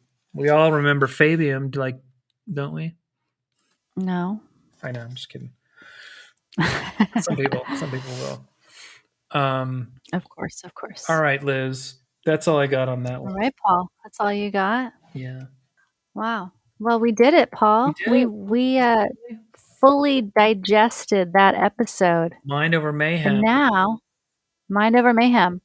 And now we get to rate it from 1 to 10. 1 being least favorite ever, 10 being most favorite ever. So I feel like we're going to have different ratings, Paul. Mm-hmm. I think let's hear yours. I was going to give it like a C. I would give it a C as a regular Columbo, like a 70, because it doesn't have the cat and mouse, like the hiding and the sort of trying to trick and back and forth and of wits. It doesn't. Maybe it's in there somehow, but I didn't feel it. And but can I give it 2 ratings? So the different version of Columbo, like if I didn't know how the world of Columbo, because it's so unique and it has sort of a lot of this humor, and it's got little Stevie Spielberg and the robot and dog. It's like a Disney movie. That would be like C+ or B-.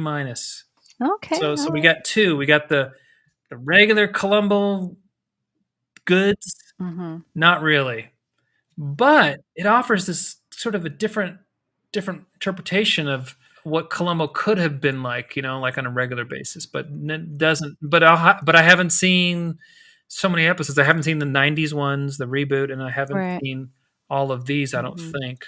Yeah. Okay, I like that. It's interesting. No, I think we are pretty close. I would also say this one is like a 6.5 or a 7 for me. It's kind of low on the list. And I appreciate what you're pointing out about how this is, this is like a different way of portraying his universe, with these little more lighthearted pieces. The dog, Murph's very greasy face, the robot, but it says it's lacking, like you said, for me, it's lacking some of the more traditional pieces of a really good Columbo episode, like that back and forth where the villain is trying to convince Columbo that they're innocent. They're like, Columbo doesn't understand some aspect of the crime scene, and then the villain has an explanation. Columbo's confused about the alibi. The villain has an explanation. Like, we miss those fun interactions, and it's filmed totally in a studio. I mean, not totally in the studio, but so much of it is filmed in a studio. There's no snacks or drinks being consumed at any point in this episode. There's no parties, not even a bowl of chili. Paul, he doesn't even go get a bowl of There's chili booze in and this cigars, episode. though, Liz. No one even takes a sip. It's just a prop. Well, they puff on cigars, though. Yeah, no, it doesn't count. People do Doesn't that. count. People go to the I do. cigar places and just, for fun. Yeah, I did really enjoy seeing Jessica Walters play Margaret Nicholson. I really liked watching her, and like I mentioned, there's a couple of moments between Columbo and Cahill that I really enjoyed, and that ending scene is kind of sweet, almost like tugs at your heartstrings, a little bit. As a parent, at least, like, yeah, I kind of get it. Maybe I would do that. No, I wouldn't. But like, I kind of get it. On the other hand, like as a parent, we have to let the kids fail sometimes and go through those hard moments. So like, Exactly. No, that's a being a better parent is actually letting them fail and face those consequences. But I totally get the initial impulse, like protect your child from ever having any of those negative emotions. Like, just keep them in their bubble so they're always, happy. But it's unrealistic and it's not good for them in the long term. Yeah. But I definitely get that. Yeah. That in. And a couple different things, but I do like that idea that what you're saying with definitely letting them fail, but definitely wanting the best for them, and then you want them to follow their own heart, and not control them, Yeah. and let them Right. choose. And one thing too, I wondered, I mean, how often has it happened where the father would do that? The one who killed would, like that type of character. I was curious. I almost was going to look up some stuff like that. Like where there was a situation where the son was accused. And did the O.J. Simpson? Did they ever? Was it the son? Like was the son? The TV show. I want to say I didn't watch that. Like the American Story. It was like a FX series about O.J. Simpson with actors. I didn't watch it either. But I guess, yeah, so scratch that whole thing. But I'm curious, like that kind of those kinds of situations, like if that has happened where someone, killed somebody and then they, in order to save their son, who they did love, it's like, I did it. Please don't take my son away. Oh. Like, was that realistic for this type of character is my point. Interesting. But I did like the all the father and son stuff, like what's important, what, because it's such a thing, you see kids, like the kids have to make the choices, we know in our family on both sides where we've seen those situations where like our mom and dad can only do so much. And then just like me, it's like, I have choices still. I still have to, I'm responsible for my actions and stuff. But yeah. I mean, I feel like some of that, it would have been cool if they had more time to expand that a little bit more. The father-son dynamic, like I said, maybe a little less telling and more showing of what's happening between them. Yeah. Would have been cool. But really for like a successful episode, it would have been more of the back and forth between Columbo, more of like a battle of the wits in a sense. Because we just don't get a whole lot of that in this episode. Yeah. I did like that Jessica wasn't going to cooperate. Yeah. Margaret Nicholson. She was great. But yeah, I wish that relationship had been portrayed a little differently. So people don't have unrealistic ideas about what it means to have a therapist. Someone should not show up at your door. If you're in therapy, your therapist should not come over to your house. That was not good. All right. Well, Paul, do you have any trivia questions? Yes. For me? What you got? This is the part of the show where Paul has a very challenging question, and I have to try to figure out if it's true or false. So Challenging statement. It's a statement. okay, so so Alf Kjellin, he directed also Swedish, The director. Swedish movies, and one of the let's see, big Swedish actors that he directed, and he also acted in films with him too. His name is Sven Lindberg. He was born in 1918, 2006. And Okay. I hung out with Sven's son-in-law. Uh-oh. Paul's smiling as he says this to me. Son-in-law. Yeah, I'm going to say false.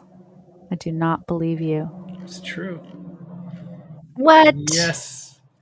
Sven Lindberg's son-in-law is his daughter is screenwriter. I think he had 3 daughters, but his son-in-law is Carl Michael von Hasswolf, and he's a music composer, sound artist, Oh. avant-garde sound artist. He's Okay. done fine art. Lives in LA? No, he goes all over, but he's Swedish. But I interviewed him. He came out here for a concert, and it's for a documentary that I've been sort of working on off and on. And yeah. So I don't know where that's going, but yeah, it's a true story. Yep, there it is. True story. I love it. I love your 6 degrees of Kevin Bacon. That's exactly what that is. Yeah. 2 degrees of Alf Jen. What's his last name? Sven Lindberg. Sven. No, but the connection is to Alf, right? Yeah, to Alf. Yeah, Alf directed Sven and acted in stuff with him too. So 2 degrees of Alf. Yes, Sven. Julien. Oh my goodness. Okay. Okay. All right. Next one. Okay, Let's go. What you got? You know that TV show Alf with the Yes. That's loosely Alien based life form? on the director Alf. No. His personality. That is absolutely false. Are you sure? Yes, I'm sure. It's false. Oh my goodness. Thank gosh. I was right on that one. Paul. I like it. I like the more obvious ones. I thank you. Thank you for that. That was a good one. That was good, Paul. You're like, no. Okay. And the last one. So I'm 1 for 2. 1 for 2. So what else Alf, you got? Julien, he directed and acted with one of my acting teachers. Oh. Like they co-starred together. Sure. Like together. The scenes were together. Yeah. Oh, well, now you're adding modifiers. And does that mean directed. Oh, Paul. So many complications here. Okay, I'm going to say yes. And that is true. And they had a child together. Shush. That is false. You took it too far. Okay, Paul. you're right. The other 2 are true, but the last part was false. Yeah, you got that. Okay. Yeah, it was a Barbara Bain. Excellent. Barbara Bain. I was lucky enough to have her. She is a teacher, and I wish I'd stayed, but the kids, it was too much. I was gone too much, so I needed to be home. I was just taking the acting thing too much, and but she was awesome. I liked all my acting teachers, but she had this. I'm pretty sure this is one of the same teachers as Lee Grant, the Meisner, Oh, cool. Sam Meisner. Mm-hmm. Well, I think they were all there at Strasbourg too, I believe. But yeah, Barbara, she still acts, and I really enjoyed being in that class. and she was very, I was going to say, very, very like not one way is the only way kind of thing. Like very much, Mm-hmm. we get different ideas. Let's try, like it was just cool. I wish I had stayed there. That's Yeah. cool. So yeah, they did Mission Impossible together. He was in 2 Okay. episodes of Mission Impossible, and I believe he directed some too. So yeah, he directed like so much. So how many did you get? He was a busy guy. I got 2 out Out of of 3. 3. That's good, Liz. Almost job. passing. 66%. There you go. Take it. 2/3. All right, Paul. We should wrap this Yeah. up. We want to thank our musician, Maxime Gervais, for our theme song. I Maxime. mean, he's not our musician, but we thank you Yeah. for letting us use your Yes. song. Thank you very much. Our theme song, Columbo. And this podcast is edited by John Warenas. Thank you very much, John. And if you'd like to add to our conversation, you can email us at trenchcoatcigar@gmail.com or find us on Instagram. We are at trenchcoatcigar. We also have a Patreon if you'd like to show your support for this show and get the video recordings of our podcasts, plus monthly updates and behind the scenes. Let's head to patreon.com/trenchcoatcigar to join today. Also, we'd love it if you give our show a rating and a review wherever you listen. That really helps us out. Paul, and one more thing. What? Thanks for listening. Thank you. Bye. Bye. Columbo, Trench coat, cigare, là toujours. Columbo, au mon Columbo, pas de gun, pas de look, what a look. Columbo, Trench coat, cigare, là toujours. Columbo, au mon Columbo, pas de gun, pas de look, what a look. Passion meurtrière, folie passagère, rien à foutre devant l'expertise policière. T'avais un plan sans faille, pensez à chaque détail. L'inspecteur Colombo